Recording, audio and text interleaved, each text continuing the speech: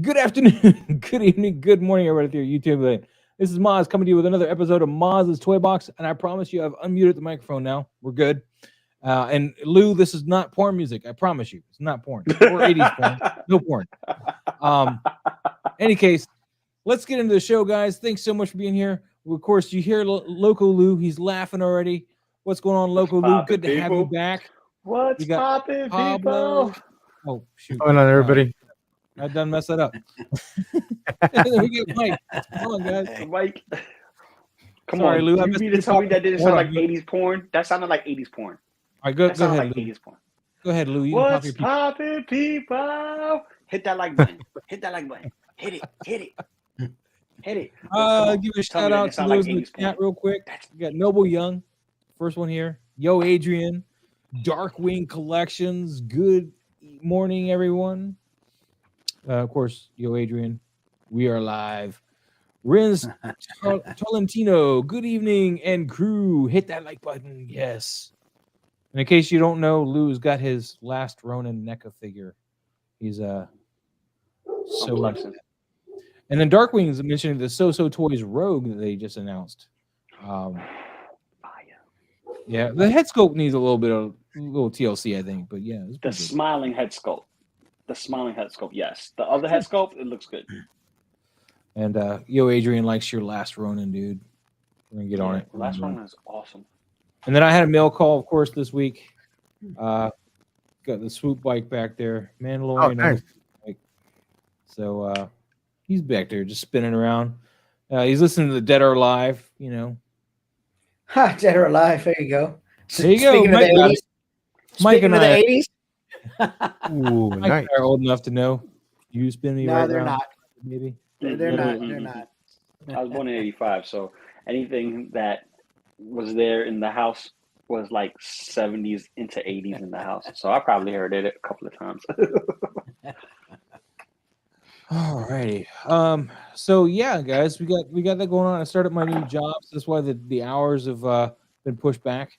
Yo, Adrian, anyone get the black suit symbiote Spider-Man? You mean this guy, the Mafex guy right here? And Lou's gonna grab his too. So yeah, right there. I just had him sitting right here on the table in this pose. He can sit like that with no stand. He just sits like this. Wow. Looks good. Yes. Sorry, he's so black and you can't see much. Let me hold on. I'm playing with all this stuff. All right, Lou went away. He went away. Hey, hold on. Give me a second. I need to check something real quick. I'll be right back. But yeah, Adrian. I got that. Lou was kind enough to point it out that BBTS had gotten more up there because I had missed the pre-order, and I pre-ordered them and they sent them out that day. So pretty stoked. In fact, BBTS has restocked their Spider-Man stuff, so they got. There we go. Oh wait, wrong Spider-Man. There you go. He's got the Venom and the. Yeah, I got the reissue Venom and I got Spider-Man. Yeah, tight. Nice. And then, like I said, BBTS just announced that they got pre-orders available because of restocking Peter B. Parker. So if you want that Mafex Peter B. Parker, it's be something else you want to see about getting. The pre-orders are back up for that. Yeah, this guy's this figure is really good, man. I like this figure a lot. Easy top 10 on the list of toys. If you're looking at overall 1/6 to 1/12 scale figures, he has to be there as a top figure. Yeah, but the top figure is actually this Miles Morales back here. Sorry. No. Into Spider-Verse. You're Miles not listening Morales. to what I said. I didn't say number one figure of the year. Oh. I didn't say Oh. number one figure. It's top 10. Top 10. Well, I don't understand what you be saying. You don't listen. You old. You need to clean the earwax out of your ears. Lou, you I know you took some pictures of that black suit Spider-Man. Where did you put them? On Facebook? Instagram. They're not on your Instagram. Or if they are, you I didn't did tag put- me. Put Toy Moz. Hashtag Toy Moz. Oh, you have to tag me too, man. You want me to First tag you page? too? Listen. It's See, not he that I wants me want you tag to, him but too. Instagram He cannot be. lazy. Dude, all right. You want to fight? We're gonna fight. Watch this. We're gonna Let's go. share this Here screen. comes the mute button. Here comes the mute button. We're gonna Yep. share this screen, man. We're gonna share this Listen. screen. Watch Let's this. go. Watch this. All right. Watch this. I'm gonna go up here, and we're gonna. Oh, that's right. You moved over here. We're gonna search, and we're gonna search that hashtag right now. If I can spell. See? All right. There's 809 posts. Right. If this works like it did last week, there's top post. Oh yeah, Oh my those are God. old. Yeah. There's Wow, my it post. worked. It worked. 'Cause Wow, last there it week, is. all- See. He last shut week himself was up. me the top post, and that was it. Shut himself up. See that? Hey, it hasn't been working, man. It hasn't been working. I believe it. That's I a believe it. cool shot, but what kind of pose is that, man? That's McFarlane's I first know. drawing in the comic. I know. That's All right, I the- guess we're with gonna the kick it school off with webs local and all Lou. that. We're gonna kick it off with local Lou right here. Metamorphic Spider-Man, since we brought it up. Lou, tell us about your process here. What's going on with this shot? Tell us what you Simple. did. Simple. I'm like, I haven't done a shot for Maz in a long time. I haven't done a shot for myself in a long time. Let me do something quick. Got the NECA backboard for the city Oh, let diorama. me give you a little zoomy. There you go. NECA Yeah. backboard. NECA backboard. Oh, This little piece right here, that's from Laura Croft, Tomb Raider video game figure from way back when. I think it was like Jazzwares or something. I used that, and I used one of the dynamic arms, and I plugged it into the top here to kind of give it that floating in the air effect without showing the stand, and just manipulate it so that way it's literally showing you the front of the figure without you showing the back of the figure, so you can't even see where it's posted at. So Very nice. did that. And I didn't use the lights in the room. I actually did a bounce light off the wall. So I used my regular lamp light, and I bounced the light off the wall to give me that ambiance look of night. So that way it's like the city lights is like, bouncing off the walls in the city, but everything on top is dark because there's nothing on top. He's like at the highest point he could possibly be where he's at. Rock on. Steve Lambry, man. Welcome. We're glad to have you here, man. It's awesome. New to the stream, Steve Casper? Lambry. That's awesome. Going on, Yes, I Casper? want to say hello to Bruley who came in, and Casper. How you guys doing? Great having you. And Pablo, thanks for being here now. Yo, Adrian had a question though, real quick, a toy-related question. Is Mayfax still the king of Spider-Man figs, or does Sentinel have their number? Lou is the only person I know that would have the answer to that because I have no Sentinel figures. I have the Sentinel figures that I own is nothing from Into the Spider-Verse figures. I have the ones from the the armorized Iron Man, the fighting suits, which they have a Spider-Man figure and he poses like a Spider-Man figure. But I will still say the edge goes to Mafex. And here's why. You got soft goods, you have the ball joints that you need for the posing. And then you have the magnetic hands and feet where, if you have like the magnetic wall that came with the Amazing Spider-Man 2 Mafex figure, or if you have one of your own, or you want to put it on a refrigerator because, whatever reason. I tried that. I'm sorry, Lou. Let can't. me cut you off right there. I tried the refrigerator with my magnets on my black symbiote, and it was like watching like a kid trying to stick to a wall without any help. He was just like, slid down. Well, that's couldn't do this also kind of possibly that's also a possibility that the polarities from your refrigerator and the magnets on the figure are reversed, so it's not going to stick. I'm just saying that it wasn't just the refrigerator. I tried other objects, but I was just using that for an example because you mentioned the refrigerator. And yeah, he just He grabbed it and they just watched him slowly going. Well, then weight also plays a factor, depending on the surface. He did a little better if mine. he could distribute his arms and legs a little bit, but for the most part, he still wanted to just slide right down. It was sad. Well, I don't have that issue with any of the Spider-Mans that I got from Mayflex. I know, like Lou, I you're have the perfect. magnetic wall.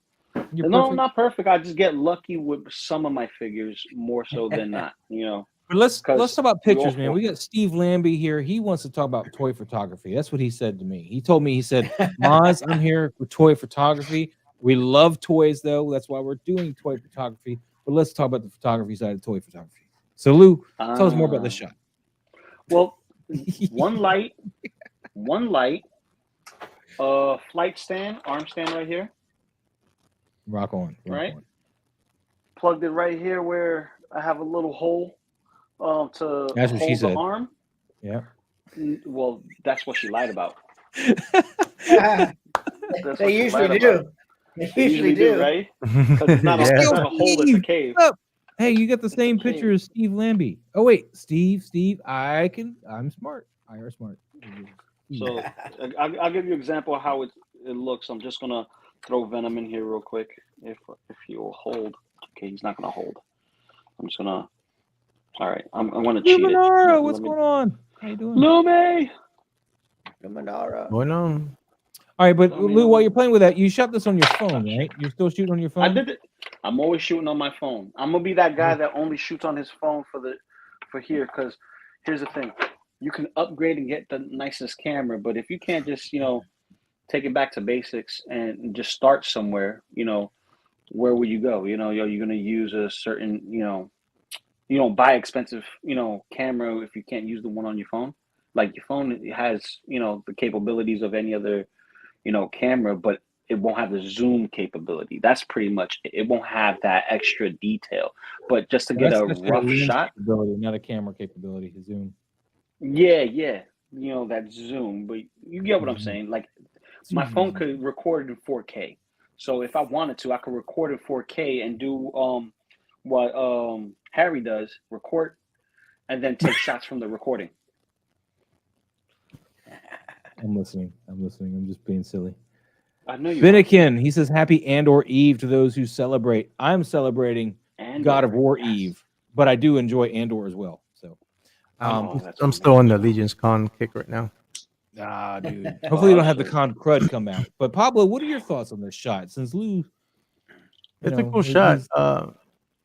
I like the pose. I just wish there was a little bit more lighting coming from underneath, like from the city lights, just to bring in some of the arm, because like the arm just bleeds in.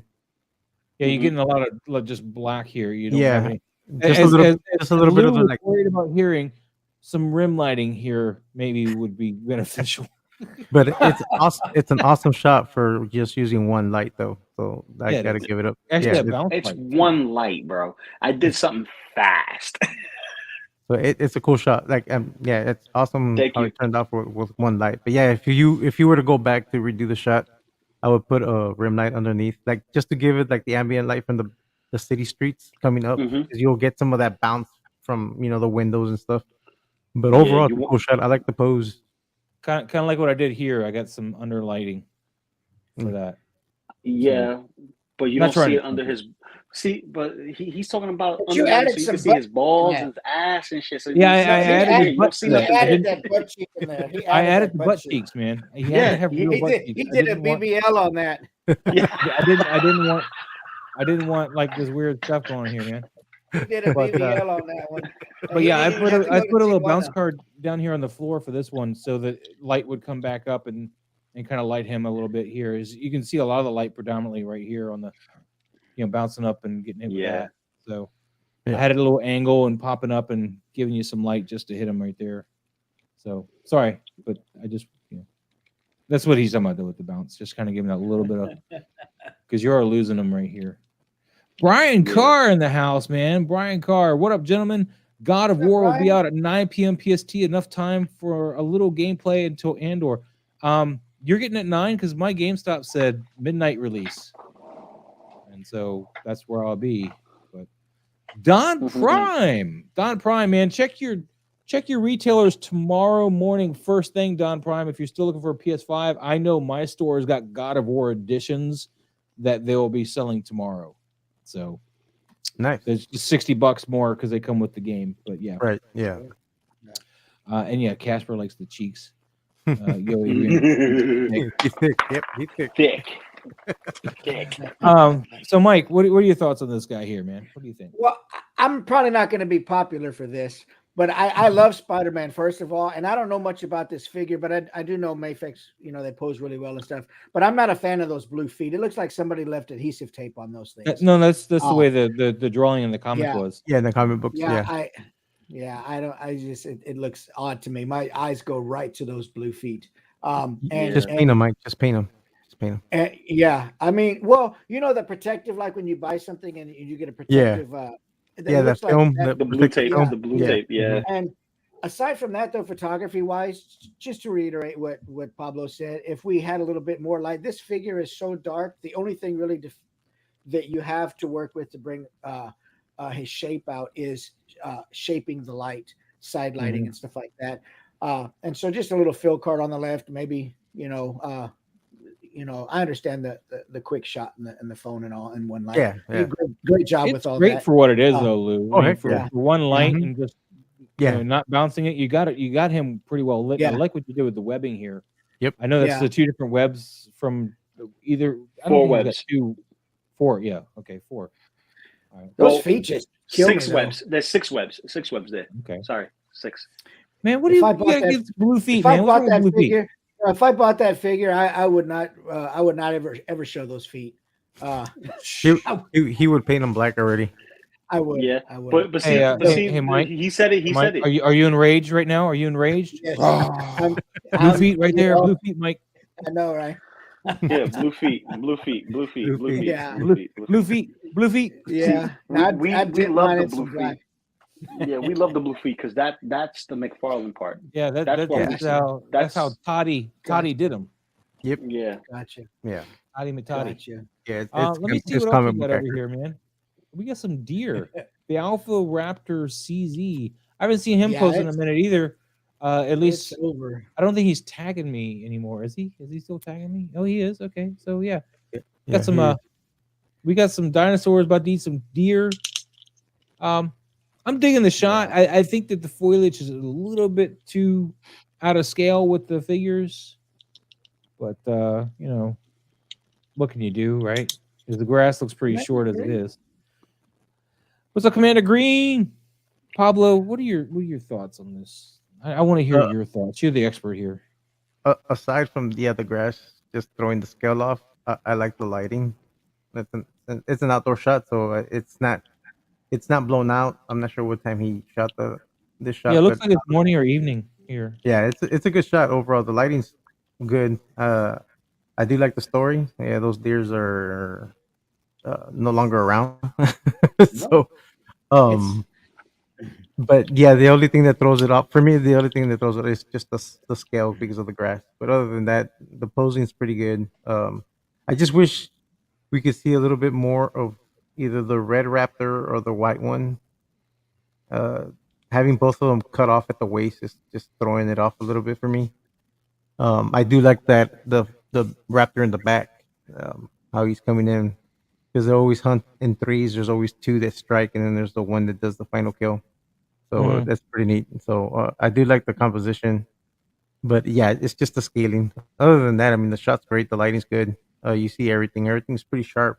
As far as I can tell, the deer's. I think since the deer's the main focus, the deer's in sharp. Like it's sharp. So overall, cool. It's a cool shot. Rock on, Mike. You got anything you want to add?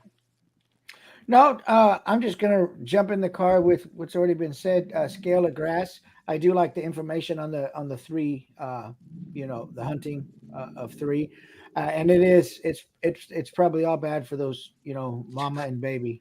Poor deer, man. Yeah. I think Alpha was like the hell with Bambi. We're gonna eat mom and Bambi. Yeah. Carnivores have to eat too. Carnivores have to eat too. They do. They do. The circle of life. Circle Yeah. of life. Yeah, it's a short one I here. have your mama in my Very short. too. This movie is Short over one, now. that baby. As Steve Morrow would say, "Oh dear." Lou, thoughts, sir? Thoughts? All right. Reiteration: the grass is out of scale. You kind of lose Bambi in the brush. But yeah, I would repose or replace um the two raptors in the front and put another in the back, kind of flanking on the far end, and then just place one of them like in the front and have them more focused, like in the bottom versus seeing the grass. Kind of like Yeah. the hunting party has them in a circle, like they're done, kind of like this, but it's not cutting off the figures. You see all the raptors, you see everything that's going on. You don't just see, a torso and a head, and then the one that looks awesome in the back. And I'm gonna mention something for Alfro as well. I know I see you like shooting outside and all, but if you have this issue on a regular basis where the grass is a bit out of scale, you can go to Hobby Lobby, and I've used this in my shots. I'm not going to go grab the actual physical thing, but I will show you like a shot real quick, I guess, that I used it in. Let me find the best Yeah, because it's trashed right now. He threw that shit in the garbage already. He just messed that shit But- up. but I'm just messing. this grass here, this is Hobby Lobby grass, and it comes like rolls. Let me find a better picture of it here. Actually, you can get some of that grass at Walmart right now for because all the Christmas stuff is out for those little Oh yeah. those Christmas little villages. little Christmas villages, right? They have grass. Yeah. Dang it! I know I had some pictures of some grass here. Oh, there you go. So grass like this, and see how it's into scale. This is a 12 scale figure. See how it works for that. It also works for 6 scale, and it comes with this long, like a good 3 foot long roll. Then it's about a foot and a half, maybe or so wide, and you just roll that over the outdoor lawn that you're at, and replace that lawn that's out of scale and keep that lighting. Just throw it over there, and it looks really good. So. But yeah, Walmart I guess has it too. But I got mine from Hobby Lobby, and that's why I was speaking. Well, you can get it at Walmart now because of the Christmas holidays. That's the only time that they ever bring it out. It's during this time. Yeah.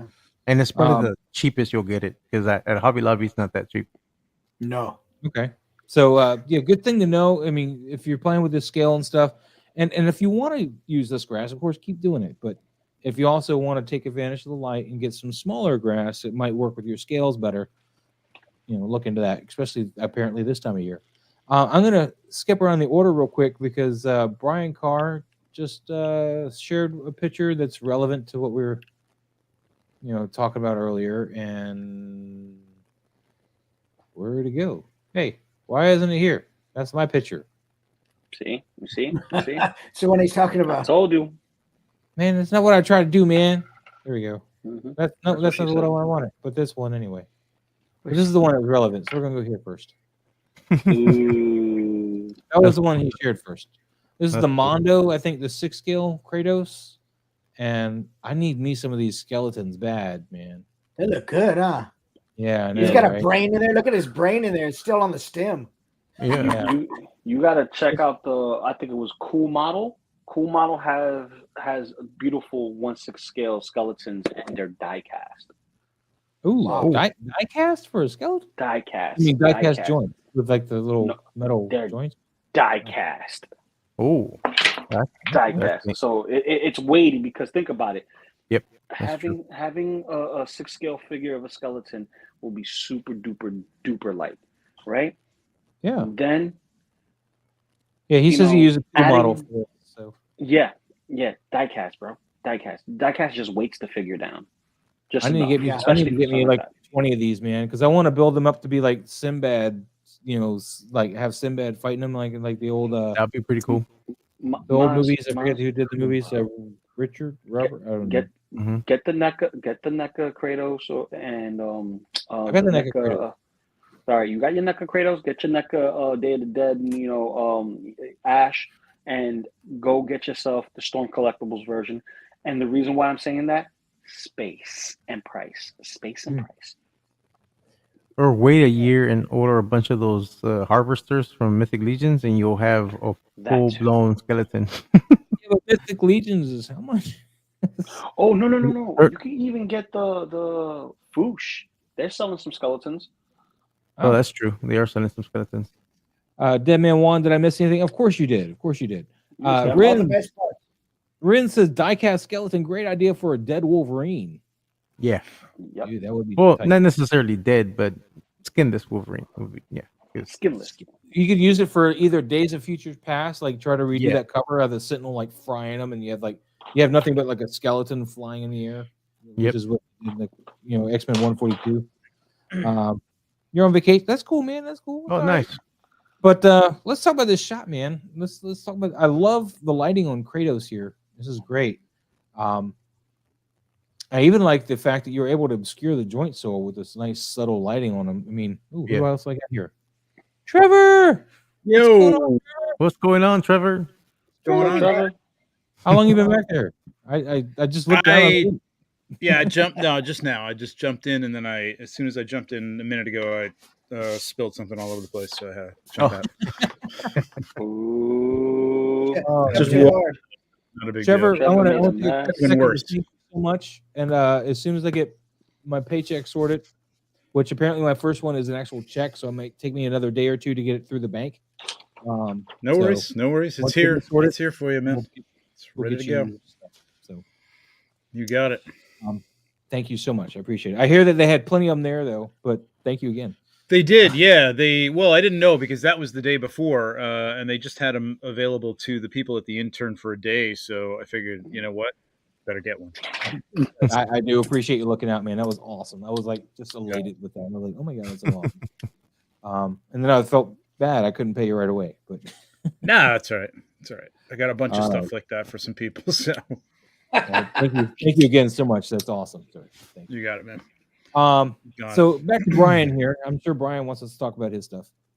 The only thing that bothers me with this picture in general is I like the black background, but I feel like we just need like edges of like a cave or something to kind of give it more of a set. And then the other thing that bothers me is just the Leviathan axe is too small in this figure. It's not quite big enough. That bothers me. That's not his problem.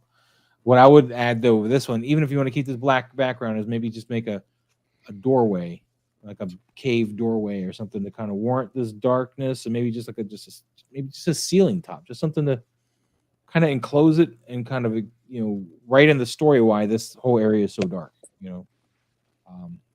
I don't know, Trevor. Since you just got here, what do you think? I'm just absorbing it. Let me see. Yeah, I mean, a little rim light on the on his left side would have been nice. I mean, something motivated. No, the other side actually, with just that leg is just disappearing and dying into the background.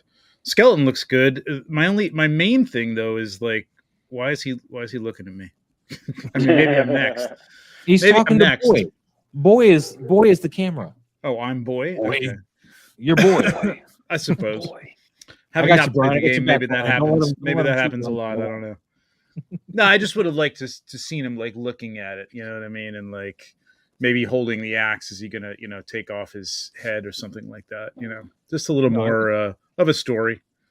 The light from the top is just a little hot, but I mean, there's some good stuff going on here though. Well, he's got the bald head problem too. I mean, look how this light's not that hot on me, but why do you think I wear a hat? I'd wear a hat, but then I'd have to redo all my lighting for the hat. Oh, okay. So then my head's like all dark. Yeah. All right. Pablo. I'm gonna piggyback off of Trevor. But yeah, I think don't you dare. It is a little washed on that top, especially on the head. I think I'm not sure if I like the color tone from the orange and then straight white on one side. I think I would have probably used a warm light as well, not as warm as that orange red light on the other side, or a blue, or a blue would have been And yeah, he needed some rim light because that leg just like it disappears and then you see his foot skeleton, so it's like, is that foot like just there and there's no leg Yeah. attached to it? So, but I like the pose. The composition is pretty cool. Though I think I would have preferred him looking at the skeleton, like, like he would normally do, looking at his victims. Yeah. I'm actually agreeing with you. Switching that to blue, even though it's really a simple solution, switch that to blue. Add just a little bit of atmosphere, aerosol or something, and that would just fill out all the other problems. That, like I said, make it look like a room or whatever. It would make it look like some kind of starlit area in a cavern or something. You wouldn't have to explain any for that. Just give it that atmosphere, which would give it more than just a black something. Which I like the look of the black something, but this is more of a story piece and not just a figure photography piece thing. What you got going on here. You're telling a story. Right. So as far as where he's looking, that's really your choice. But they say don't look at the camera. Whatever. I like him looking at me. He's a good looking man. He could be breaking the fourth wall. It's all right. Yeah, he could be. Yeah, he could be Deadpool in it. Who knows? Yep. But I say he's looking at boy. I think we're boy. Yeah, we're boy. We're first person boy. Yeah, boy. But anyway, Lou. All right. Well, everyone said pretty much everything that needed to be said. But if I'm just gonna use what he has right here, right? I would take the overhead light and put it to the figure's right, his left, and take the red light and put it on the figure's left and his right, just so that way it's not overly washed on the top. And you'll have the visible leg, the invisible leg visible with the red lighting on that side, and the red lighting's not hitting where the tattoos are. So that way you can actually see the tattoos where the white will be hitting on the figure's right. So you kind of have the two lights hitting it. It's literally covering the entire figure, but also it's not getting lost in the black background. Right. And I would tilt his head facing the skeleton because it looks personal. This right here looks like I'm flexing on you, boy. This is how you kill your victims, boy. That is a good idea. If you want to catch kind of this looking on, just kind of give his head a little tilt, like he's turning from boy or whoever the camera, the viewer is, back towards the skeleton. So kind of mid-turn, like just like a tilt almost, right? Yeah, just a tilt, like he's moving his head to turn back towards the skeleton and take care of it. I like that. That's a good idea. I agree with the orange being a bit too red, but if you're really set on that color red, you can. Well, I know Brian doesn't use any photoshopping, but if he did, I would say you can add maybe some embers, like particle ember color, to make it look like the fire was right there, like off camera, but casting, because then that glow would be a bit more appropriate. Story wise, again, you don't need the story for the red so much, but yeah. This was Brian's other one that he put in too. We're on his page real quick. We'll finish this one up here. I like that horse. It's a 1/6 scale horse. It's beautiful. I need a black one like that. Yeah, it's a Mr. Z, I think. I have that black one. Nice. I have that exact horse in black. I need one of those for my Batman. Is that flocked or not flocked? That's exact setup right here going on right there. Oh, hold on. Hold on. I gotta make it big. Hold on. There you go. There it is. Is the hair flocked there? The longer hair? That's flocked, right? It's real. It's like it's a rooted hair. Yeah, that's beautiful. Man, Lou, how do you go here, man? Oh, dude, this looks nice. You got, guy chilling on his horse, walking throughout the environment. The only thing that bugs me though is the size of the rocks in the background. It kind of takes me away from it being like, this is in scale. It looks out of scale for me with those rocks in the background. It doesn't really look like, mountain terrain or anything like that. And it looks a little too smooth to be like, the canyons, because the canyons are very like, jagged edge and stuff like that. And it's just, the background is just throwing me off. But the overall lighting that's coming from, the actual sun, the shadow that's casting from the horse and the rider, it looks good. Other than that, there's not much for me to say. Can I jump off that? Yeah, go ahead, bro. I think that could work. I mean, I know he's using kind of the rule of thirds here and putting it off, and that's all well and good. I think you could have cropped that in past. I don't know if that's a tree behind those rocks. I don't know what's going on there. Like shrubs, I think, in the whatever garden he's shooting that in. Okay, if you cropped it right about, go back up there, right that shadow hits like right about there, straight up and down. You wouldn't even see those rocks would look like some sort of hill that keeps going off, or a mountain or something like that. It would totally just fix that disillusionment that it's not like in scale, or it's, you know what I mean, like they're just, because there's something about the rocks. There could be rocks that big, but it's just the shape of them and the smoothness of them that just doesn't sell it as a big. I think it's the shrubs. I think that's what's really breaking it. Because I mean, but that would come through as like woods behind it or something. But something about that whole shape there that's just that green is pulling my eye right there, and it's too full. It could be beautiful.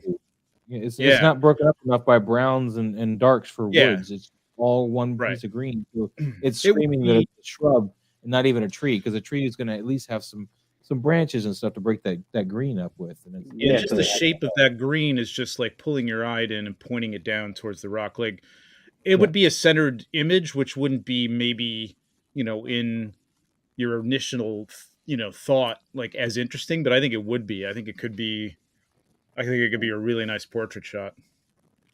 I think I'm going to jump off of that too. Another thing I think would work is if you were to move him to block this and keep the camera, because you're still playing that rule of thirds game, and I think it would make it even more interesting because you see that nice hard shadows being cast. Imagine that being cast in through the picture. That'd be kind of nice, down here on the ground. I noticed the shadow early on. Different placement, sure. Yeah. And that would fix, I think, a lot of this green, because it should cut off pretty much all of this and make it look like that's just some green on top of that hill or something. So it might work. You know what it really suffers from?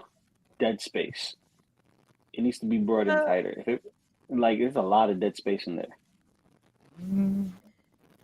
Yeah, I wouldn't have been so enamored with the. I mean, it's nice to show the whole horse. I mean, it is it's a shot. I think I probably would have cropped it tighter just to see a little bit more of just maybe the upper part of the horse, and it would be really nice if you could crop it that tight.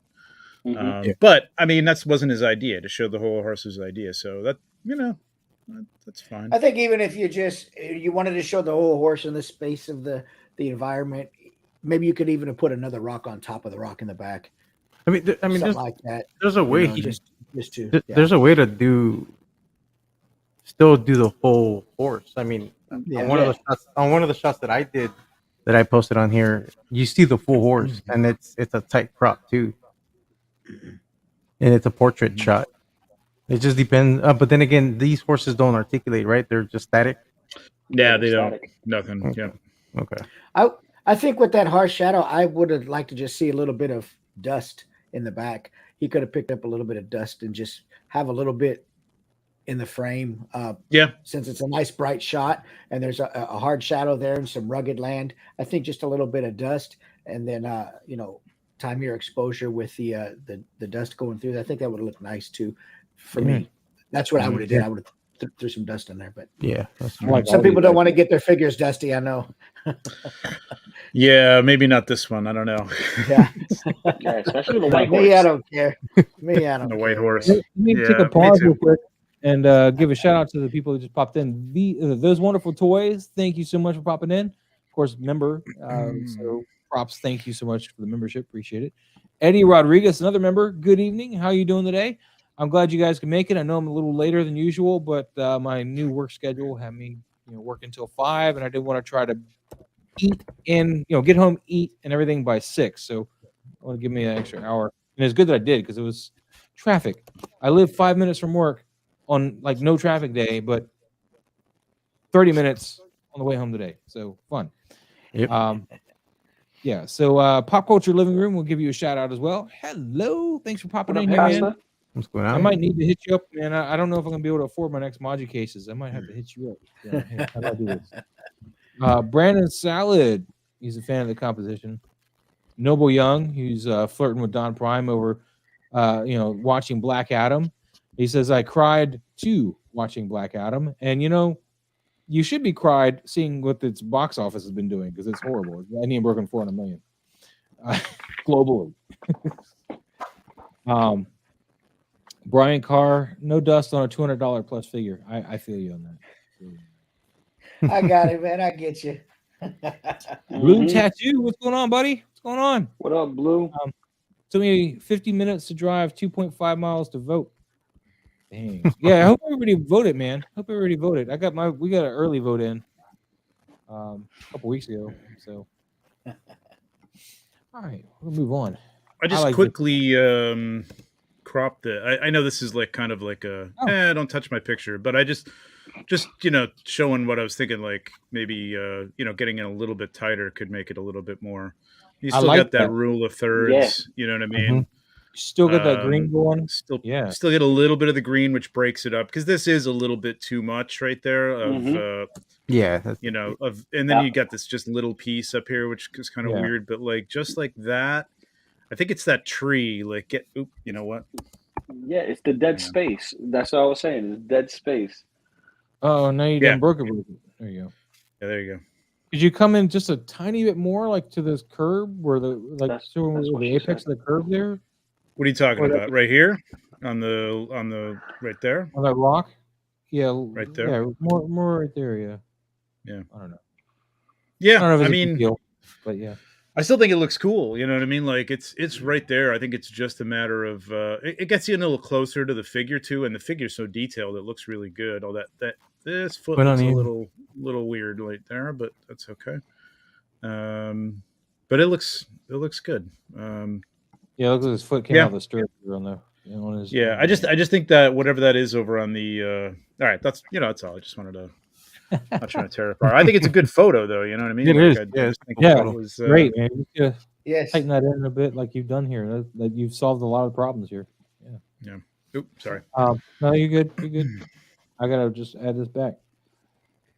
Let's see. Ian Saunders, he says, "What's up? Really nice friends that I would never call jerks." And Eddie, I don't know what you're talking about. I'm a DI. You know what? Sorry, Lou. What? No, I said I don't know what you're talking about, man. I'm a DI. You know what's this?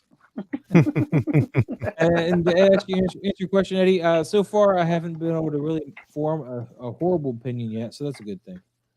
All right, so let's go back to the actual tag stuff now by hitting the back button because I'm not lazy. There's a bunch of our old photos here too. We haven't gone over this one. This is Adrian's from 11 hours ago. We got some McFarlane Batmans, it looks like, with some Robin. And this newspaper is defying all gravity right here and standing straight up and down. I guess the Joker or whatever starched it before they. That's a big ass newspaper too. Sheesh. Well, there's a head to go next to it, just to give you an idea. This is the NECA head from the Friday or Halloween movie. It's the Sunday paper. They're always bigger. Yeah. That's what she said. And then I guess you got some sausages that are defying gravity, or is this like that's a lobster. It's a lobster tail. Sure. Or a scorpion tail or something. Yeah, it looked like more of a scorpion tail than a lobster tail, but yeah, you're right. Yeah, it's a scorpion. Scorpion's on the menu. This is Dahmer's. No, this is Dahmer's crib. That's intestines. Not the entrails. Not the Dahmer pot. Not the Dahmer pot. No. That's a Dahmer pot, bro. not that. All right, Mike. Let's have you jump in this one. What do you think here, buddy? Okay. Well, I like that he filled the frame with lots of little details, whether they're in scale or not. You know, they're there. I think the paper is big, and like you say, it defies gravity. But you know. The story. Well, paper's the regular size, I think. I'm sorry to cut you off, but it's a regular size. That's okay. It's just standing straight up and down. When you think about it, when you read a newspaper, it takes up a good portion of the full upper torso almost. Yeah. I like. Anyway, I mean, he did a nice angle on there, so it's not so static, straight landscape. I'm not sure how I feel about Robin. I get that he's got his is his arm up on the paper? It looks like he's doing no, he's like it's the smell or something like that. Yeah. No, Which Yeah, he's great. probably doing this. Yeah. Probably that The paper scorpion, wasn't that there. head. Yeah, probably that head smells or something like that. But oh yeah, Yeah, there we see go. the head smells. Oh no, Yeah, it's they the have vegetables. Those are rotten. it's the Those are wilty rotten vegetables. vegetables. It's not the head. I Head- told Yeah. you it was Dahmer all over again. I mean, I think if I shot this, I would definitely put something between the camera and Batman. He looks really plasticky, and I would try to fix that a little bit. The light is fine. I would just modify it a bit to tone down some of the plasticness. I like the way that figure looks, though. He's a good looking figure. Overall, I think it's a fine shot. My personal preference, so I don't like things in the foreground so blurry. When they're not really that far away from Batman. So I mean I would stop down a little bit maybe, or move the head a little bit, just a personal preference, because I just think it goes from really blurry to really sharp really fast. That's just a personal preference, but Okay. that's all. And as far as that hot light on Batman is getting him that plastic look, yeah, it looks like they're not using a bounce card. It looks like they're going straight in with the light on that one. And that's going to be a big proponent to getting you a hotter, plasticier looking figure. Yeah. If you go straight on with the light like that. Yeah. Trevor. Yeah, lose that newspaper. That or lay. I don't know if it's like open like that, but if it is, obviously, I would just say, as a prop, it's not working here, and it's blocking. I think the composition could be nice with Robin, and you'd actually get the idea that he's like holding the pose is good there. Mm-hmm. Yeah. And the composition would be really good. You'd have kind of a triangle between Batman, Robin, and the head and stuff. I might have cropped it in a little bit tighter on my right hand side, but it's a great setup. I mean, the props are really good. The idea is really good. I agree that the head could be and the foreground could be a little bit sharper, a couple of stops. But yeah, that, and put something next to it like the cleaver or something like that instead of that newspaper there. The light is hot. I would have probably done like an overhead, like really make it like dramatic, like a crappy old, hanging light or something from the ceiling, and then just bounced some light from that to give it a little more drama. But that could be a kitchen light too. You're in a commercial kitchen, I guess, or something like that. But just like a little down a little bit. But I mean, there's a great idea here, and I can tell the story, so that's cool. Yeah. It's just. Yeah, that newspaper just takes me out of it because it's like, why is it standing straight up and down? I'm telling you, man, too much starch, man. Too much starch. Yeah, weird. Yeah. But I think if you take that newspaper out of there, it'd be a whole nother picture. It'd be like top notch. The light would still be a little hot, but you could pass it off. I mean, it would still be a whole good picture. Yep. The newspaper is just totally distracting. Yeah, you got to think about logic basically when you're doing some of these things. Can something balance on something? Does something belong there in the environment or whatever? So, yeah. And I don't think it adds anything to the story. Like it says Batman on the front of it, but I can't read the headline or anything like that. So I don't know if it has some relationship to this. So it's really not helping with the story at all. No, I think Robin would be selling the story a lot better because he looks disgusted, legitimately disgusted from this head, and yet you can't really appreciate that pose. Yeah, because the paper is blocking a lot of it. So either you're blocking that because the figure's limited somehow to like not look good with that pose, or I don't know why you're deciding maybe to block you had to crack the arm or something to get it like that, but like put something else at the elbow if that was the case. I don't know. Oh, this is yours. Adrian. Yeah. I'd love to see it without the paper, man. I'd love to see it without the paper. Is it in the other shots there? Yeah. No, the other shot's just a close-up kind of crotch shot slash gotcha. Slash head shot. See, now that would have been cool with I don't like the head cutting their heads off, but you got a little lower on that. Lay the newspaper down. Again, I don't know if it lays flat or not, but you could stay maybe have the head sticking out of it or something, you know what I mean? So that it's open for a reason or something, you know what I mean? I don't know. You could stay at this angle, Trevor, and I think if you can just kneel Batman down so he's looking closer at it. Like put him on a kneel so his head's almost the same level as this head. Robin can still be cut off, and you see his arm up there. That'd still work pretty well. Yep. But again, this paper is just totally like, what are you doing with this paper, Adrian? You're killing me. Kill me. Yo, what are you doing with that paper, Adrian? But speaking of logic and lack thereof, it's time for Lou with the lack thereof part. Maz. I love you, Lou. I'm playing. Listen. You could be like Batman, go to the highest building and jump off. Just no grappling hook. No, Spider-Man. No. You could be like Batman and jump off. Okay. Nah, like there's nothing to say. Trevor said everything. There's nothing. All right, well then fine. It's Pablo's turn then. Shut up and let Pablo talk. You know what, Maz? I can't add anything else. Okay. I can't add anything else other than what's been said. Either of you. I'm just gonna have Trevor and me. the newspaper that's really throwing things off.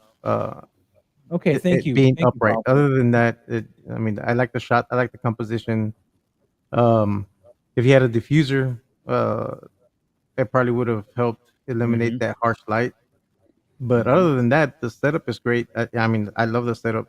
And that limb in the background is throwing me off a little bit.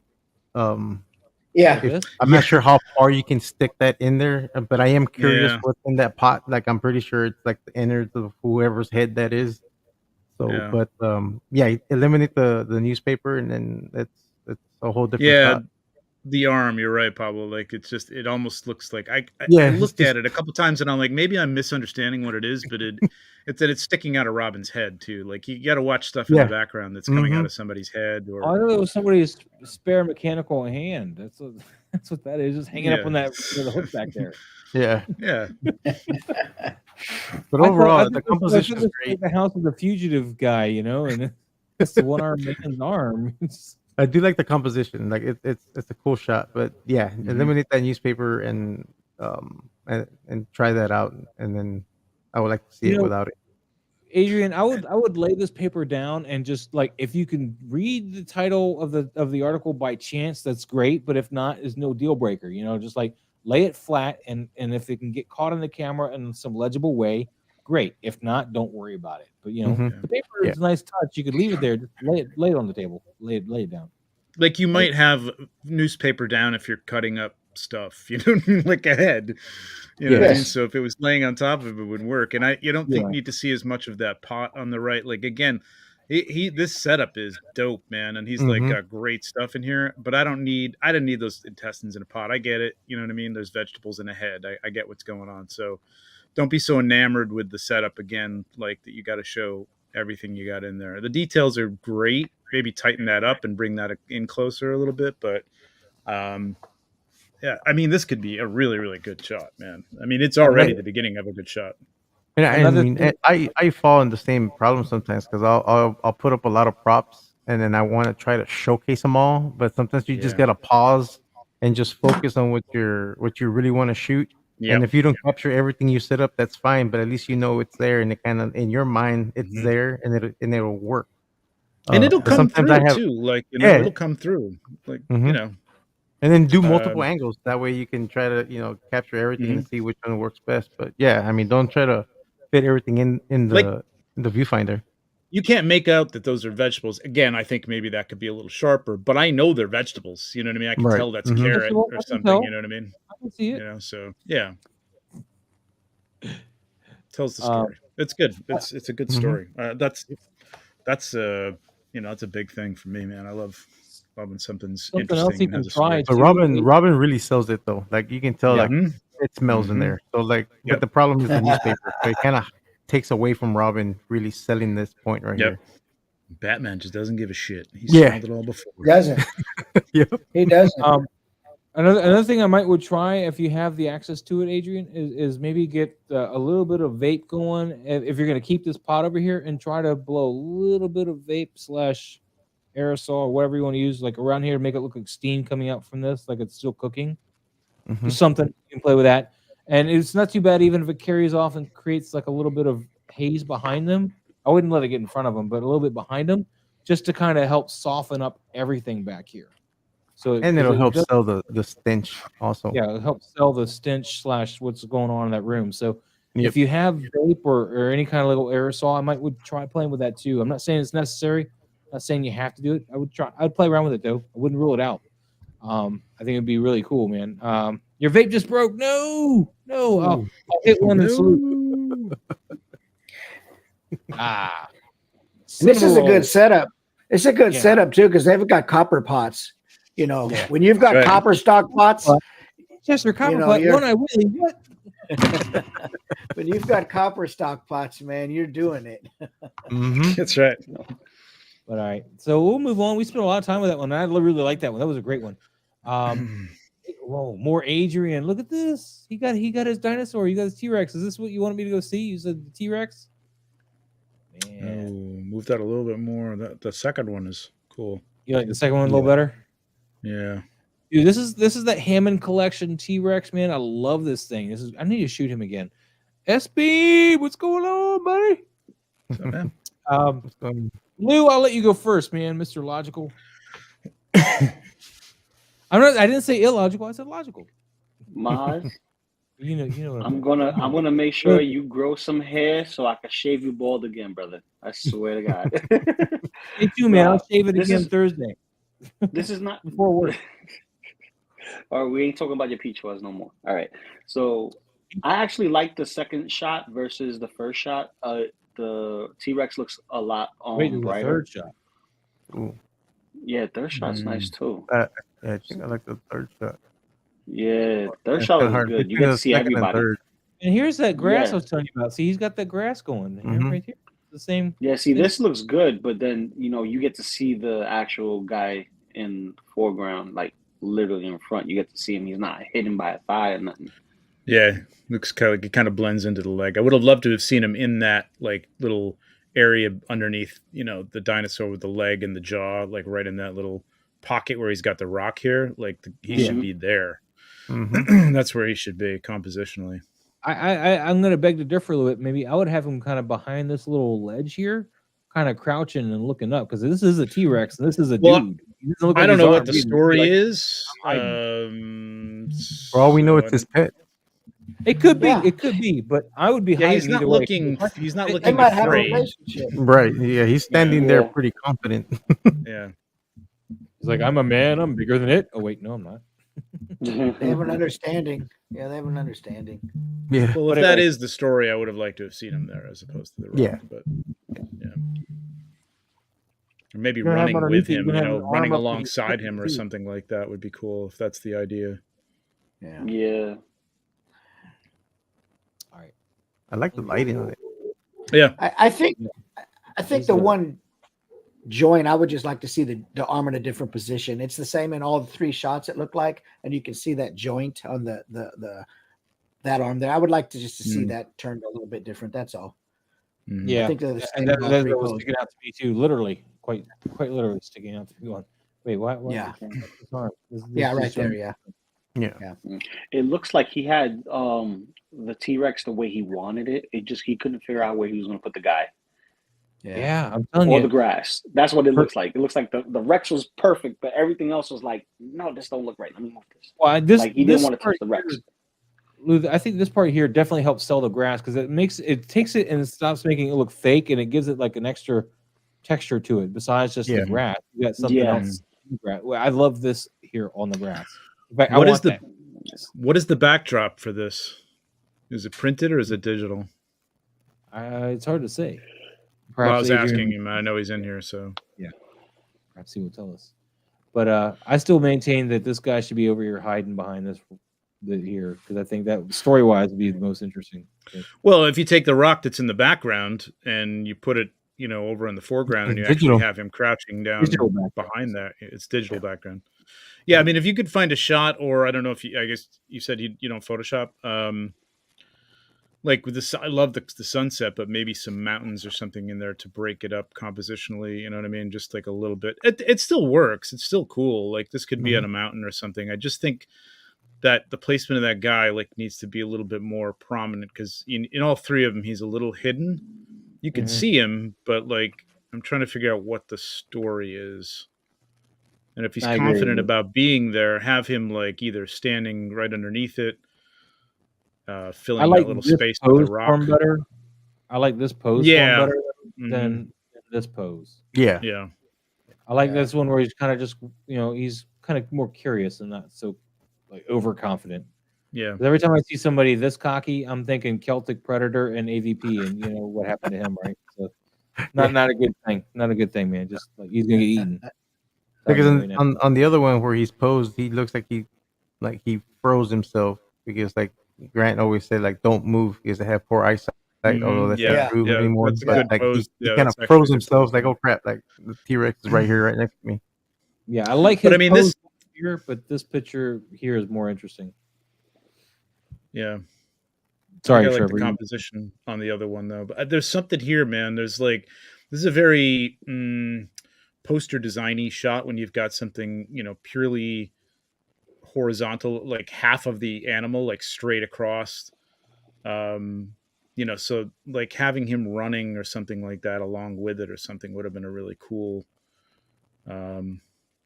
dynamic shot, or even just underneath that spot. Just fill that spot. It's just you tried it with the Rock. It's just like yeah, it would be cool if that guy was right in there. But it's nice. I mean, the lighting is really nice. Match the lighting in the background, which is perfect. It's sharp. It's really nice. Focused on the dinosaur. Catch light in the eye. Yeah, the catch light on the eye is great. Yeah. And everybody walked the dinosaur. Christ, now that's in my head.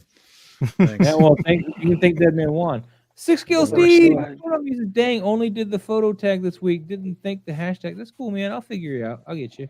We'll get you. In fact, we're gonna probably break. Oh wait, I gotta finish you guys. I got about maybe another 20 minutes. All right. Yeah, that song is in my head now. I know it's gonna Steve real quick because he's new to the show. Ooh, what's that first one? Did you go over that first one? No, but okay. What did I do? Okay. Yeah, you just need to go back to the hashtags. There you go. Oh, that's one. Yeah, it's an old shot, right? Yeah, that's Pablo, man. That's from June. Dude, Joy Toy. That looks beautiful, man. I love that. Thank you. Thank you. Yo, Joy Toys are just coming out with the hottest. They are one. What was it? The 3 3/4 inch scale figures, bro. It's like Mm-hmm. I want some just to go with my Metal Gear Solid figures. You know, the Snake and the Cyborg Ninja. It just looks awesome. Just picked that. I'm not trying to skip through this, but I do want to find nice template. 6-Scale Steve real quick. I see turtles. Yeah, that one right there. Oh yeah. Yeah, that's scary, man. Yeah. Look at that. It's beautiful. Steve, tell me when you post it so we know what we're looking for. We'll look at Harry here for a minute though, because this is the showstopper for a second. Yeah, that's really nice. So, Trevor, since you want to stop on this, what do you think here? Yeah, I'm trying to take it all in. Again, it's a small screen, so but because there's a lot of posing and stuff going on here, so I'm trying to see. Yeah, he's got a nice bit of. It all looks pretty much on point, man, for the poses. It's a nice focus. God rays look like he might have put them in post. Could be a little more blendy with the background, but man, I like this pose. Is that the old man Hawkeye head? I believe so. Yeah, that's what it looks like. I mean, everybody uses it for these things, but it does look damn good on these things. It does. It's really good. It works really good for him. Just trying to see what's going on the left there. I can't see where you can tell the God rays aren't from there because the light's the wrong color for the rest of this. Yeah, that's like a different blend mode probably would have been worked out well for that if you're doing it in Photoshop. But yeah, I mean, it's good composition. It's really good composition, and your focal point is his face. It's a good point of contrast there, and I like the pose. I like the story. Yeah, I like it. That's awesome. This is a Marvel Legends head. You guys said? Yeah. Old Man Hawkeye. It worked so great on the Mythic Legions. I can't say all of them because on some of them the head looks too small, but for the Templars, it works perfect. Yep. Dead Man Juan shared this one to his story. He liked this one so much. That's awesome. Yeah, dude. it's nice. Nice. Steve, I want to find his shot real quick though. That's JK, dude. Oh, you gotta give your brother-in-law, right? Is that right? That's my brother. Yeah. Give him a shout out for that. It's a trap. It's a trap. So Punny. Still waiting on 6-Scale Steve though to let us it's know. Cool light though. I gotta say, like that's nice prison light. I mean, or basement light. I don't know. I'm not sure what's going on, but it's good. Man, you could have taken this thing with an iPhone and a jittery hand. I'd still like it because the ingenious theme here. Yeah. I would have still liked it. I mean, It could be drawn in crayon. I still would have liked it. Oh, those are shrimp, right? He has a shrimp in his mouth and on the floor. Yeah. Little shrimp. Where'd you get this shrimp from? It's awesome. Yeah. I don't know. Cup of noodle soup, man. That's where he got it. Are they that tiny? Yep, that tiny. That's how small the shrimps are. When they say baby shrimps, they would not lie. That's like sea monkey shrimp right there. That's brine. Yes. Brine shrimp. That's pretty cool. I like that. He's got the Canon R5, man. I'm jealous. I want a new camera. I'm still trying to find 6-scale Steve stuff. I'm sorry. Give me a moment. Oh, there we go. There we go. Oh, There we go. there we go. 6-scale nice. Steve. We give him a little love here. And he's got looks like a custom Braveheart, William Wallace. yeah, but I'm trying to think of William Wallace. Yeah, There you William go. Wallace. That was a cool scene in that movie, man. Yeah, I know exactly that scene, man. Yeah. It was like, you're not gonna come help me. I'm gonna come to your bed and bash you over the head with my ball and chain. Yeah. Spoilers, by the way. Too late. For a 30-year-old movie. Yeah, for a 30. Yeah, I was about to say, if it's a spoiler, man. Pablo, what are your thoughts, man? What are your thoughts? We'll go back. A cool shot. I like how the light is focused on his face, and it kind of like you don't get distracted with the background. The background's well lit. I mean, he's separated pretty good on that one side, but I think he needed a rim light on that. Yeah, right there. Yeah, a little bit. Other than that, I mean, I can't really. There's nothing else other than that. I do like the shot, but I'm not sure if his face is sharp or not, or there's a little blur. I can't tell. Looks fairly sharp, but I can't tell. I think it just went through the third party head sculpt. A little bit off. I think is what it is. But it looks cool. I like the figure. I mean, that's a 1/6 scale, right? That's not a 6-scale custom figure is what it looks like. Yeah. Yes. I like the pose. I do like the lighting, and I like that he has that lighting right here, that yellowish tone.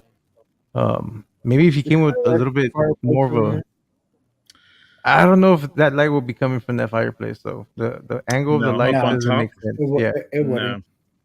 No, because it's too much. And that like, light it goes to his nose, so that's too much if it's coming from there. And is there a candle on top of it? What is that light up there? There's a candle right here, and there's probably some more over along this way, so that could help. But it would be a bit too.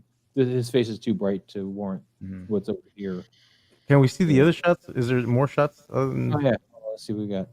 Just a closer shot. You see, I like this one better. I think I like the composition of this one better. Yeah, for sure. Mm-hmm.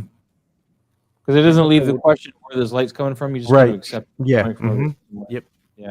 I that should be warmer and more fire-like because it is a fire that's creating the light. Yeah. Get a little bit more warmth in there, 6-scale Steve. And here's his BTS, right? Look at that. Yeah, just use a gel on that. If that's not an RGB light, man, just slap a little orange gel on that. Just pick up some cellophane or whatever, and it'll be good. And nobody stands on the community like that. I don't know, depending on what season. I felt like after a couple of seasons, it was getting really tired. But look there at that. Look at that saddle. It's much more detail. And go back to his first shot. Next shot. Look at the saddle there. Yeah, it's hot. It's really hot. Really hot. And in the behind the scenes, it's got plenty of detail in there. I would have taken this shot if you angled this. I think this is a good Dutch angle candidate, and get that a little bit. Get that horse head in there. Like I don't like in the first one that it's just cut off at the neck. I know it's that you don't have to see the horse necessarily, but it's just a weird cut. And if you turn this at an angle, could have been interesting. I don't even think you need all that detail, that bed or whatever is in the background. Like it would have been nice if you got a little bit closer to the fire, warmer light. That second shot is definitely a better. I'll give him some props though. He looks like he's possibly in the scene though, instead of in front of a monitor. He did a good job selling. Is it? Oh yeah, no, yes, he's exactly. In front of a monitor. Yeah. And I think he did a good job composing. This together to make this. And the color match. Yeah, the blacks match. Yep. Good job with the blacks. Just the yellows aren't quite right. That's the problem. This would be a warmer. He has a little bit of a green tone on him. Like there's a little bit of green. Yeah. On his left or And I right, think that's right? just going. Yeah. I mean, this is where again, like, it's great to get into this stuff. The next thing you should get into after this is Photoshop or GIMP or something like that, because you can correct all that stuff in there fairly easily without a lot of tutorial. You know, like couple tutorials, not a lot of knowledge, and you can fix that. And there's nothing wrong with that unless you're an ACBA purist or something like that. So.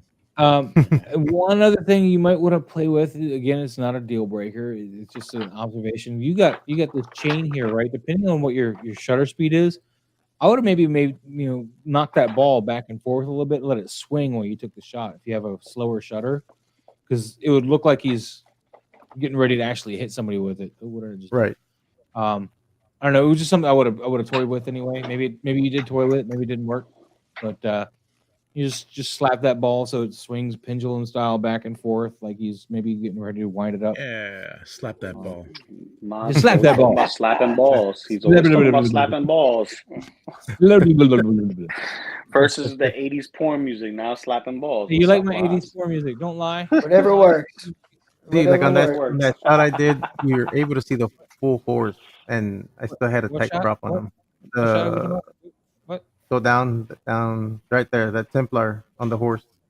I'm looking. I don't see it. I'm kidding. Up a little bit. Templar, a little bit further up. Up, right there above cap. In the middle. There you go.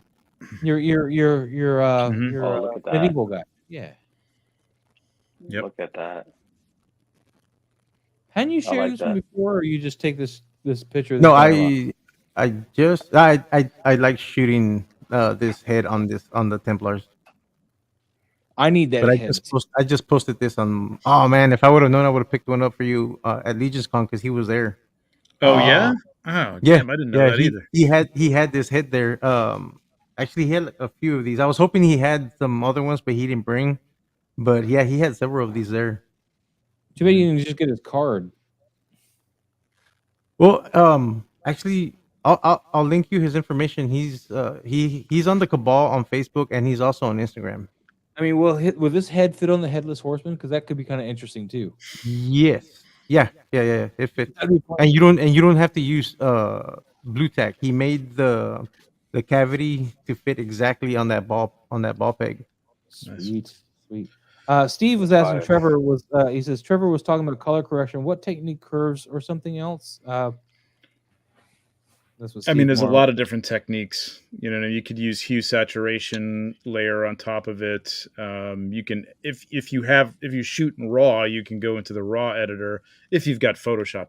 I don't know what GIMP has or what GIMP doesn't have that Photoshop has, but I don't know if it has a RAW editor. But in a RAW editor, that's all open, man. Like your white balance can be, you can push that either blue or yellow. You could warm that whole thing up. Anything that's yellow can be orange. So, that or a little bit of a color overlay, like just, hit it with the brush and do like a multiply and bring that down a little bit. There's probably 100 ways to do it, but I don't know if anybody else has got any good or better ways of doing it or different ways of doing it. No, those are all the ways that I would do it too. And and if you have a mixed lighting setup that everything isn't balanced the same, put a white card in there, man. And if you get in Photoshop or whatever, like he says, GIMP, adjust your white balance to that white card, and then you can start making your adjustments from a strong foundation, a correct white balance. So, and that'd be the only thing that I'd suggest. But I used to do that with almost every shot. Like just stick that white gray, gradient card in there and just pick the 50%. Yeah, it was actually very helpful. I'm kind of like, I don't know. I don't feel like I need it anymore, but it's very helpful. Mm-hmm. Yeah, because you can pretty much, like, once you do it once, like if you're going to be shooting in the same area, same lighting, once you do it once, you can save that white balance setting on your camera, and then you can just keep doing it. Unless you know you're gonna change the lighting temperature, then you would have to redo the Yeah. white balance. But if you're shooting with the exact same light temperature, then you already have that set, and all your shots are gonna be, the same. Yeah. Yeah, who's that 6 scale? Like, are you shooting in RAW? What are you shooting with? And do you use Photoshop? Right. Oh, for the 6 scale. Yeah, just wondering what he's got, and maybe give him. All right, while we're waiting on that, look what I picked precise up at Walmart. direction. Oh, you got the moon. Yeah. See, You got there the you go. Yes, moon. but Nice. I did one thing special. I took the innards out because the Oh, light in nice. there sucked. Yeah, it's not. Yeah, it's not very bright. Yeah. What It's not color very is that bright. moon at, And Maz? the colors were horrible. Like white was blue and yellow was Yeah. green. I was like, I can't use this at all. I need one Yeah. of these two colors to work. So I was like, I took my Dremel to it and cut the innards out. And it was like Loom Cube goes right in there. Yep. There you go. Nice. Where you got that Nice. at, Maz? $15 at Walmart. At the Moon Store. At the moon store. At the No, Moon no, Store. they have- Everybody goes to the No. Moon Store. Nah, in the moon store they only have cheese. Okay. Okay. You know what? We actually have a moon store here in because of NASA. Oh, okay. No, yeah, that's Oh, true. wow. Where they sell petrified wood. Yeah. I'm pretty sure they Dead do. man won, guys. Dead man won. This Boba's in trouble. His head's about to get blown off. What are your thoughts, Pablo? There is a lot going on here. That's for sure. Holy shit. The only thing I would, just the fire, the color tone does not match the rest. I like the idea of it. It's great. But I don't think the colors are matching with the rest of the photo. It's a little too what's the word I'm trying to look for? It's a little cutout, right? Yeah, it looks too cut out. And I'm pretty sure it is, but I think the blend mode that he used, it's giving it a weird chalky feel. Like if we're looking through a dirty window, that's what it looks like. It doesn't have the contrast of the rest of the scene has. Right, and that too, yeah. Like a matte compared to the rest of the scene. Yeah, it looks like they were taken out of a black background, and it should have been at night or something like that. Yeah. I do like the location. Getting explosions to work, man. What I found to work best is in-camera explosions and using cotton. Yeah, like if you want an explosion, get some cotton. Cotton looks great, man. It's the cheapest thing, and like it looks really good. Just in the background or even the foreground in this case, if that's what's going on. And the other stuff that I like to use besides cotton, because sometimes cotton's you see too much of the balls, but if you get the filling that you use for stuffed animals, polyester. And you use chicken wire, that works really great. Yeah. He used PixArt, he said. Oh, and then by the way, you do use PixArt. 6 Skill Steve said he uses Photoshop. Okay, there we go. And he shoots. Okay, there you go. So that's it, man. I mean, yeah, you could. Take that shot right now and go in there and try and warm up that light a little bit. You definitely, it'll be a better shot. Yeah. Let's see, Ian. I think he posted a series of over-edited photos. Yeah, he did mention something about over-edited. Over-editing right here. But the pose is pretty. I like the pose, especially in relation to where this explosion is. It looks like he's duck and covering kind of deal, like But none of the light on the scene reflects what's going on here. So like this is all like the wrong color for what's going on there, and this of course has got a matte to this contrasty background here. So it's just like you slap the sticker on, literally going, "There's my explosion." So and I gotta say, but there's no shadows. You can't see the shadows from the debris that's flying towards them, or even from the explosion itself. Because even with an explosion, and you have flames, the flames will obstruct light, and you'll see a shadow. And we're not seeing that. It looks straight up like a sticker. Oh, it would be a lot brighter too. Yeah, this is one of the situations where you're like, I want to see what. I mean, you're telling a story, but I don't know what it is. Like, what is actually happening here? You know what I mean? Like, you kind of want a reason for the explosion. Like, what just happened? I mean, I know that people do, explosion in the background with fireworks and they're running away, and I mean, it's the Michael Bay thing. You know what I mean? It's just like, obviously I'm running from danger, but I mean, like, there's something different about when it's coming it's so in focus and it's so part of the shot that I want to see what it is. You know what I mean? I think those look more like meteors. They're kind of big too. Yeah. Those are Stars chunks of collided. the infantry He got blown up and trying to fly off next to him. Well, maybe it's from the Razor Crest when they blew up.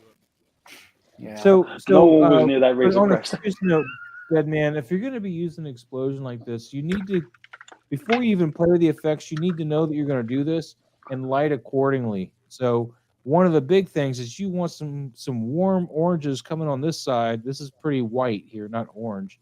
You want some of that oranger, redder kind of tones, more orange than red, but all coming from this direction. So you're going to take a light, an orangey type light, and shine it down this way.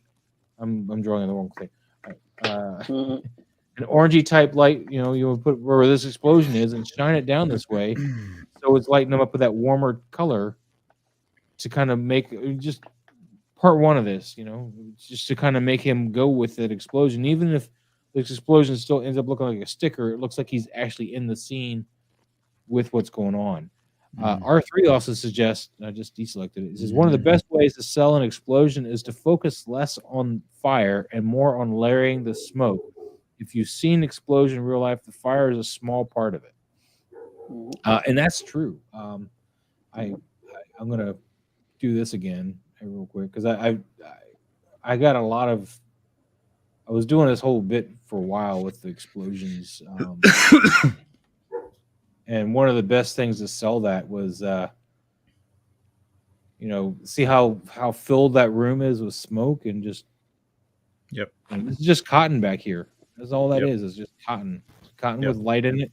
Just and of course letting the whole room getting that kind of orangey glow and giving it atmosphere because smoke's gonna be all over. I mean, you're indoors. Smoke's gonna be filling the whole place. So. Yep. And the other thing is, I'm not familiar. I mean, I know he uses that app, so I'm not too knowledgeable on what the limitations are. Yeah. Maybe maybe he can't paint the orange light on there, and so. Well, I mean, does he have an orange light? I don't know. That's what I was. Is that true? I mean, yeah. If he had, well, then again, I mean, he's on vacation. I know that right now, so I'm not sure. It's gonna be. It's gonna be tough to overpower that sunlight too. That's some, for sure. That's some like 1 p.m. sunlight right there or something like that. Yeah, that's pretty hot. Pretty hot. Yeah, you might want to try. Start shooting outside at more like 5 o'clock or something, depending on where you are. You'll be able to control it a little bit more. Day because you see the shadow. It's got some length to it, but it's still pretty bright out that whatever day that it is. Yeah. Oh yeah.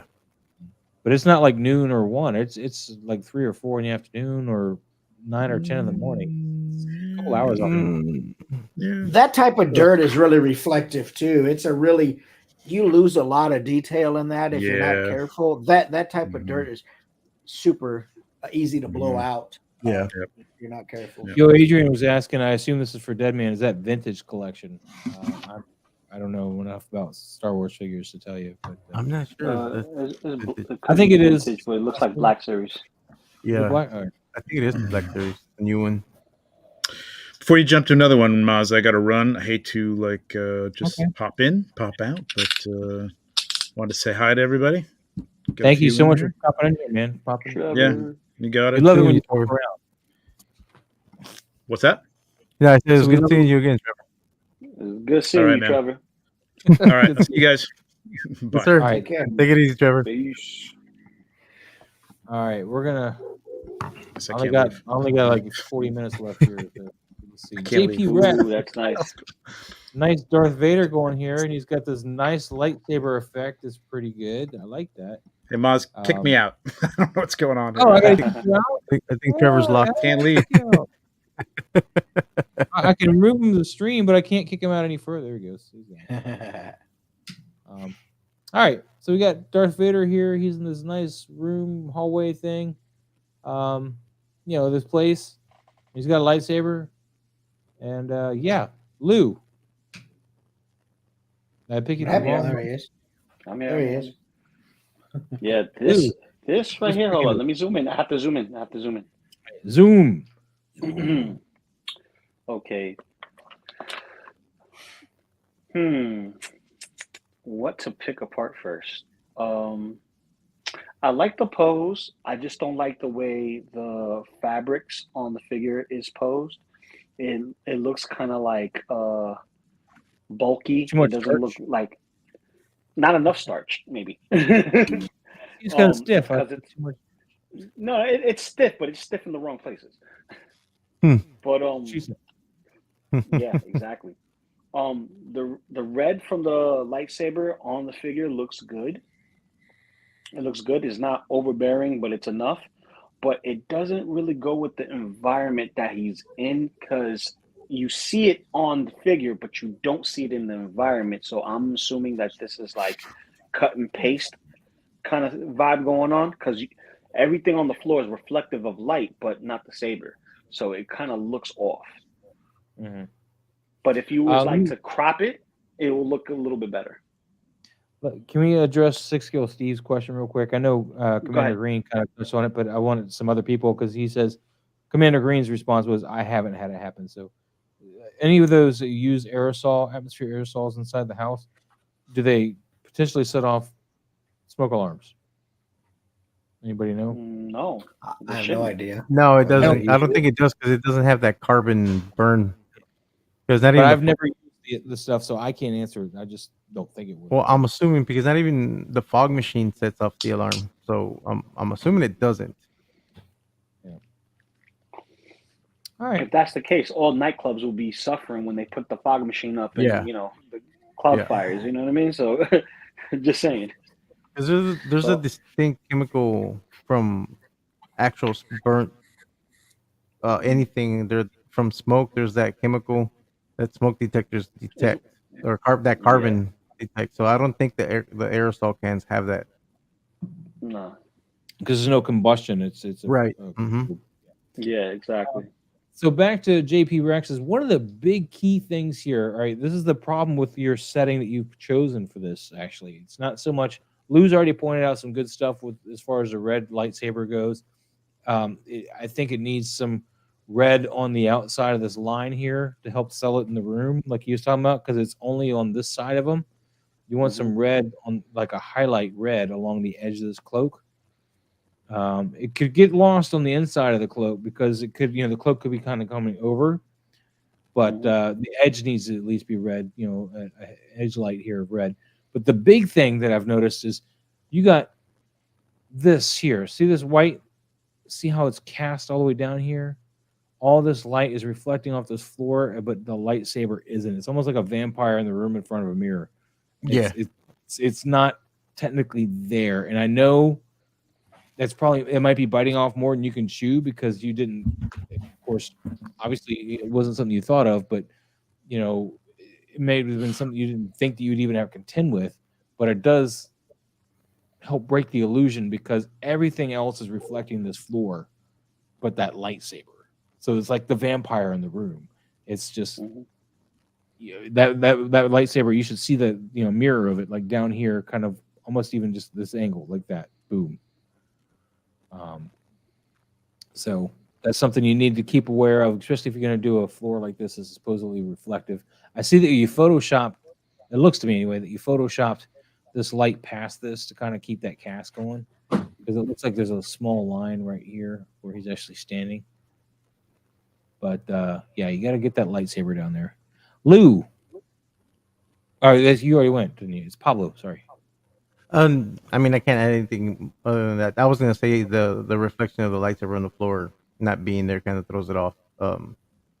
Because you see the reflection on the tip of his boots, his leg, but you don't see any of that. Yeah, his eyes. Yeah, but you don't see any of it on the floor. Yeah, that floor is a big. It's breaking the illusion right there. I mean, you gotta do something about that floor. But the composition, I like the composition. It's great, and the setup is cool. I do like that. But yeah, that's the only thing that I would bring up. Well, you also want to make this a cooler light on him too, because this is all cool lights here. So, like on this side of him, this should be a little bit cooler. It's still not quite cool enough, so the blacks aren't quite matching up with this background. Yeah, that's true. So, Mike, what are your thoughts? I think what. Oh, go. I think when everybody has said too. But I'm wondering. Well, the first thing that I noticed was the cape, and Lou mentioned that. But if you look at the cape, where's this red light coming from? Right there, Maz. Where's that red light coming from? It doesn't match the angle of that lightsaber. Uh, I don't think it matches. See all that red light? Down here. Right in there, yeah. Inside maybe, but toward this outside under his hand, Yeah, yeah, the right down outside in there. wouldn't be there. I don't see that red light should be coming from that lightsaber.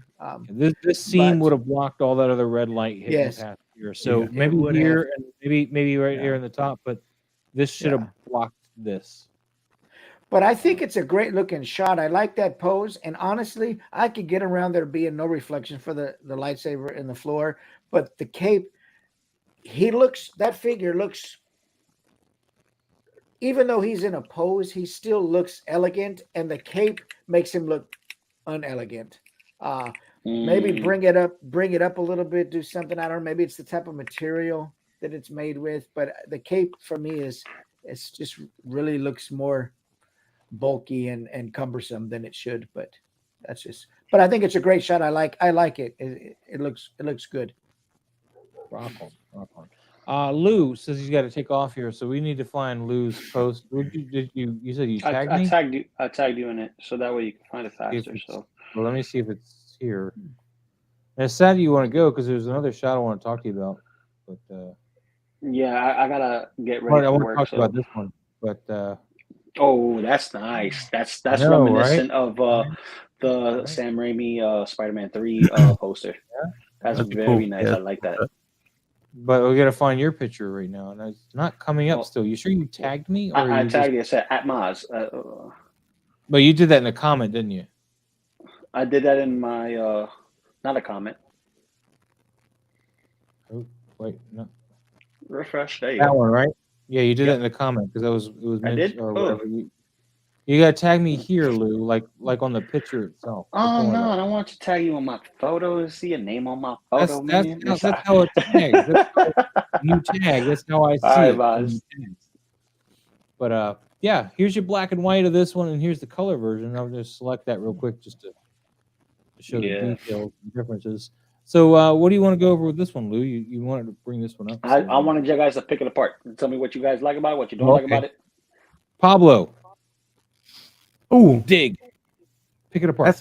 that's a cool shot. I do like the black and white, but I don't know if I like the black and white more or the colored one. We can just do this all day, and that way. Okay, so I'm gonna go with the bad part. I do like the black and white, but he's blending in way too much with the building in the back. And he On does this it in the one, color version, too. he's a little bit more separated, but he's also getting lost on the opposite side now. But both shots are cool. I do like the color tone you went on that. Like it's not a strong contrast. Mhm. The lighting's pretty cool. I like the smoke effect that you have on there. Is that cotton? Those are I like this shot the Nope. best. Nope. All those shots effects was done through the phone app. Wow, Oh that's wow. pretty tight. So It looks like I've cotton been almost. playing with it. I've been playing with it. See, That's what I'm she's playing saying. with stuff. Yeah. It's a cool I shot. play I with like it a the lot. pose. Might be blind, Lou. Just be careful. I do like the pose a lot. The pose is pretty cool. And Bruley that little bit says, of by touch the angle way, you have on there. Bruley says a bit more space above his head would have been nice. What? No, I like the Above his crop because you have them all in there. You're not cutting any limb other than just the top part of the bow staff. But that's just an object. So Actually, no. That's the top of the bow oh, staff. is that the top of the bow staff? That's Okay. because the bow staff actually hangs low from the figure. Oh, okay. So Oh, yeah. Look at it that. hangs low. It doesn't even go as far as up. So right where the line of scrimmage is, as I like to call it, the line of scrimmage right there, that's where it cut off. So I didn't want to cut off his finger or the katana too much. I wanted to get it just right, kind of like, all right, this is him. He's jumping off of this specific rooftop in stormy weather. You know what I mean? Just jumping off. Right. Like I don't care. I'm done. I'm going to annihilate some foot. It's a cool shot. I like it a lot. But yeah, on this one, he's just he's just blending in too much to the background. I think if you had that little bit of rim light in the back to give it that white outline, that I Mhm. think would have separated it. It would have given it that comic book look. And then on the color version, it's almost the same thing. He's blending in too much with the greens in the back. Yeah, that side over there. Yeah, but overall, it's a cool shot. I like the composition. I love the You know, pose. I'm what I glad you laugh said that he though? blends in because that's what ninjas do. They blend in. That's true. They do blend in. You know what I had laughing though is before the stream started, Lou and I were backstage. Just he and I, and I was telling him that Harry was going to be here. He's like, "Great, we're not going to hear any rim light." Yep. And then every picture we're talking about with him, Pablo mentions the rim light today. He's like, "We don't need Harry." everyone Couldn't get away mentions from rim it. light. I think everyone uses rim light as a handicap. Get the fuck out of here. Mike, I any don't thoughts? use rim light. I don't use rim light. Yes, you do, No, Mike. you just don't like blue feet. You just don't like blue feet. That's right. Yeah, certain Oh, things Mike, hit Mike, me. Mike. There you go. Yeah. Triggered. Oh yeah, there you go. I gotta leave. See you guys. I think I like the black and white one more just because it more focuses on it puts your focus right on the figure and the pose and the story of the shot, and you're not distracted by all the light and the color. Even though the light and the color in that one is fairly subdued, muted down a bit, I like that. But I think the black and white one is nice. I would almost have added a little bit more contrast to it to bring some of the rain out and the shadows and the darkness out, just a little bit more punch in there. Mhm. That I like the tension in the pose and how he's right up toward the edge of the frame. I like that. I think that shows a lot of, like I say, emotion in the shot. I'm not so sure about the smoke. If it would be that, is that coming from the chimney there? Nope. I added. Um, It's supposed to come from the chimney, but I added Yeah. in after. That's all after. Okay. The rain is Okay. after. Even the atmosphere is after. All that's after. Oh, so I'm the trying to do smoke all isn't like. after. Nothing's Oh, there. The only thing that's there is the background, the foreground building, and Mikey. That's it. okay, so the smoke isn't a polyfill. Okay, well, when you added that in, I probably would have somehow decreased the opacity of it or something somehow, just a little bit, because it's pretty dense, and you might be able to see the building from behind it through that smoke if it was just chimney smoke. But that's all. I mean, it's nothing really critical, but I think it's a nice shot. I like I like the pose. I like the figure. I like the detail. There's a lot of texture in that figure. I think it looks good. Just a little more contrast, I think.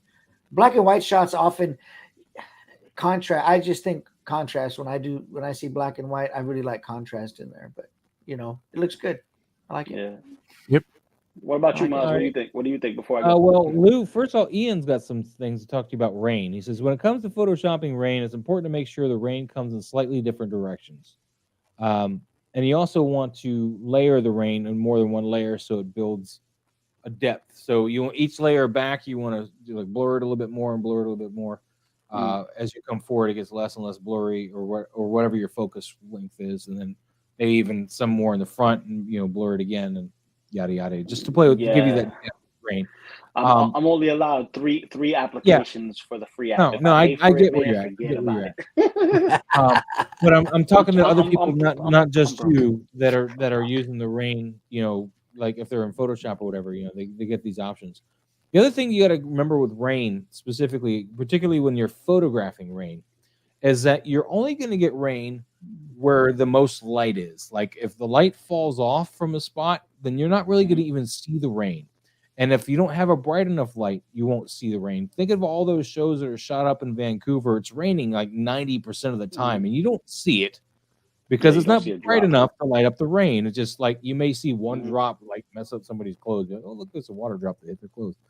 But so when you're doing this, the good rule of thumb, if you're using Photoshop, is whatever your rain is, you're gonna put a layer mask. I would invert the layer mask and paint in the rain within the light bounds where it's the brightest, so that rain is really coming up there. You may even go outside the lines a little bit, so you don't have any hard cutoffs with the light.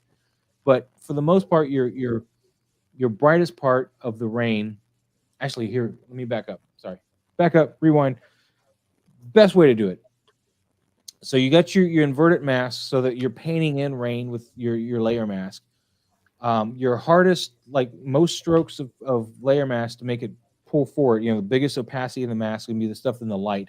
And then lower your opacity as you go outside of that light area all the way down to like really like almost nil opacity.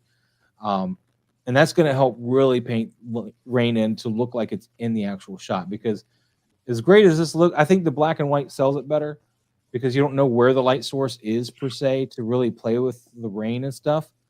But if you look at any movies and stuff where there's rain at, anywhere that's in shadow, you're not going to see a lot of that rain. You're going to see maybe a drop here, maybe a drop there. But so this is like some heavy, deep, let's get in there and like make some real looking rain out of Photoshop. Let's only play with the rain that's in your direct lights. And then everything else you want to mask it kind of slowly out until you don't really see it. Maybe a drop here and there streaking down, but for the most part, you don't see it. That's a key thing that I've noticed nobody really does. The other thing is, another way to do this is in Photoshop. In fact, you see it really well. I'm not done talking about yours, but let me do it this way. Yeah, because I gotta go to work. I know. I just want to bring this up as an example with his here. So see how he's got these little drops hitting the body? Mm-hmm. Great way you can do that is you get like a particle effect or something. You put a layer on it, again, invert your layer mask and paint in just the particles you want, so it looks like it's rain hitting the body. Just the particles along the body. Don't paint all the way in the body. And that would make like a splashy effect off the body. And I think that's something you can play around with too. But as far as this goes, Lou, I like it a lot. I do agree.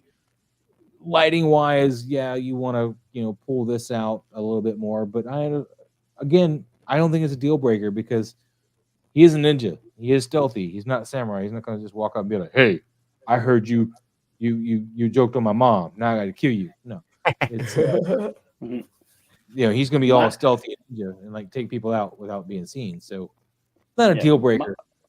Mind you, this only took about to get him and Spider-Man, because I used the same props, one light, and I didn't change the light source or where it was. I just changed the angle of the building and where the jump was going to come from. So I'll say 15, 20 minutes just to change from one character to another. Doesn't take much. Some people stay there for hours, days. Yeah. Just futzing. It takes a while sometimes, yeah. One of the things that I would have also tried to do is I feel, and you can really see it on the color version, I feel you hit too much light on the front of this building face.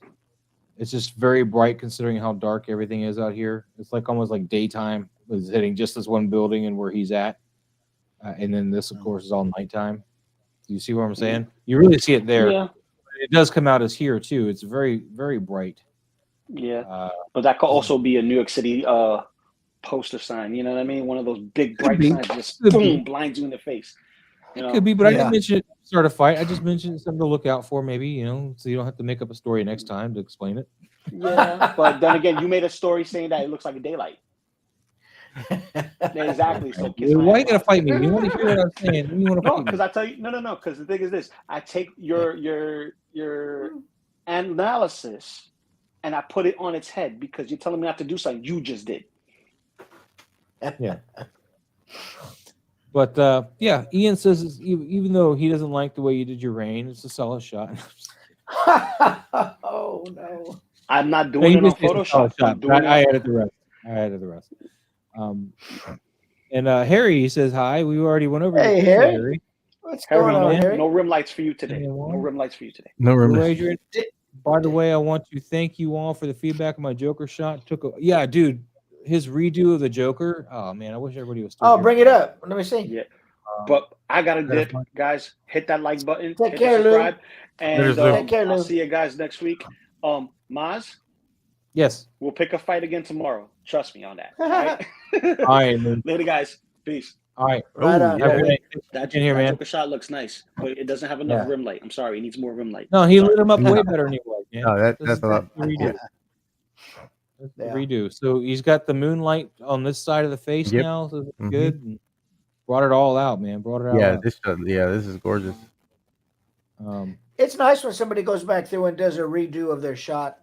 You know, that shows that they're really trying to get and you can take all see that- they learned. You know, you can see Adrian really took what we said and made it work. Yeah. And I feel like he made the better choice as far as the picture goes. It'd Yeah. been nice if you put the A and B like on the same thing, you could carousel over and see like the original instead of having to go back and really look for it. But that's too good much job. work considering my time constraints.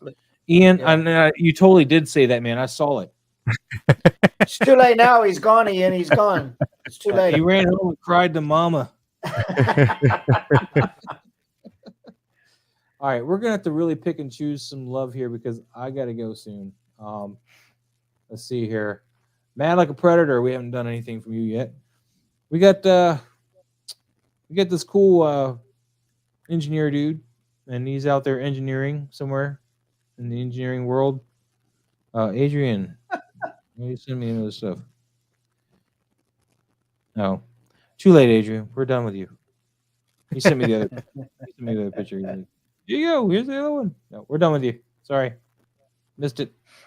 The only thing that's really throwing me back is I like how he's obscured the trees and stuff to make it look like kind of abstractness, but you're still seeing that this is if you look, I'm still seeing leaves that are way too big. Yeah. It's not abstract enough, but it is. I guess if you weren't sitting here like me looking for something to say about it, then maybe it wouldn't have called out to you and been like, "Hey, I'm leaves and that are really big and don't really go into scale with this guy." But if you just kind of glanced and looked at it with an untrained eye, you wouldn't have seen all that and be like, "This is a cool, abstract kind of thing you got going on." So it's in the middle of the road, in my opinion, when it comes to that. As far as like, is it a problem? What do you think, Mike? Yeah. I think, first of all, I would say I think that this would be a tough figure to, or an easy figure to actually overexpose, and that didn't happen here. It looks like, for being a bright figure, that there's a lot of detail. There's no real hot spots on there. I think that it lacks a story, though. There's this guy, you're seeing him, and he's looking into the camera. He's engineering. I told you that. He's an engineer engineering. Yeah. Well, I need to see some engineering. No, but some type of engineering happening, man.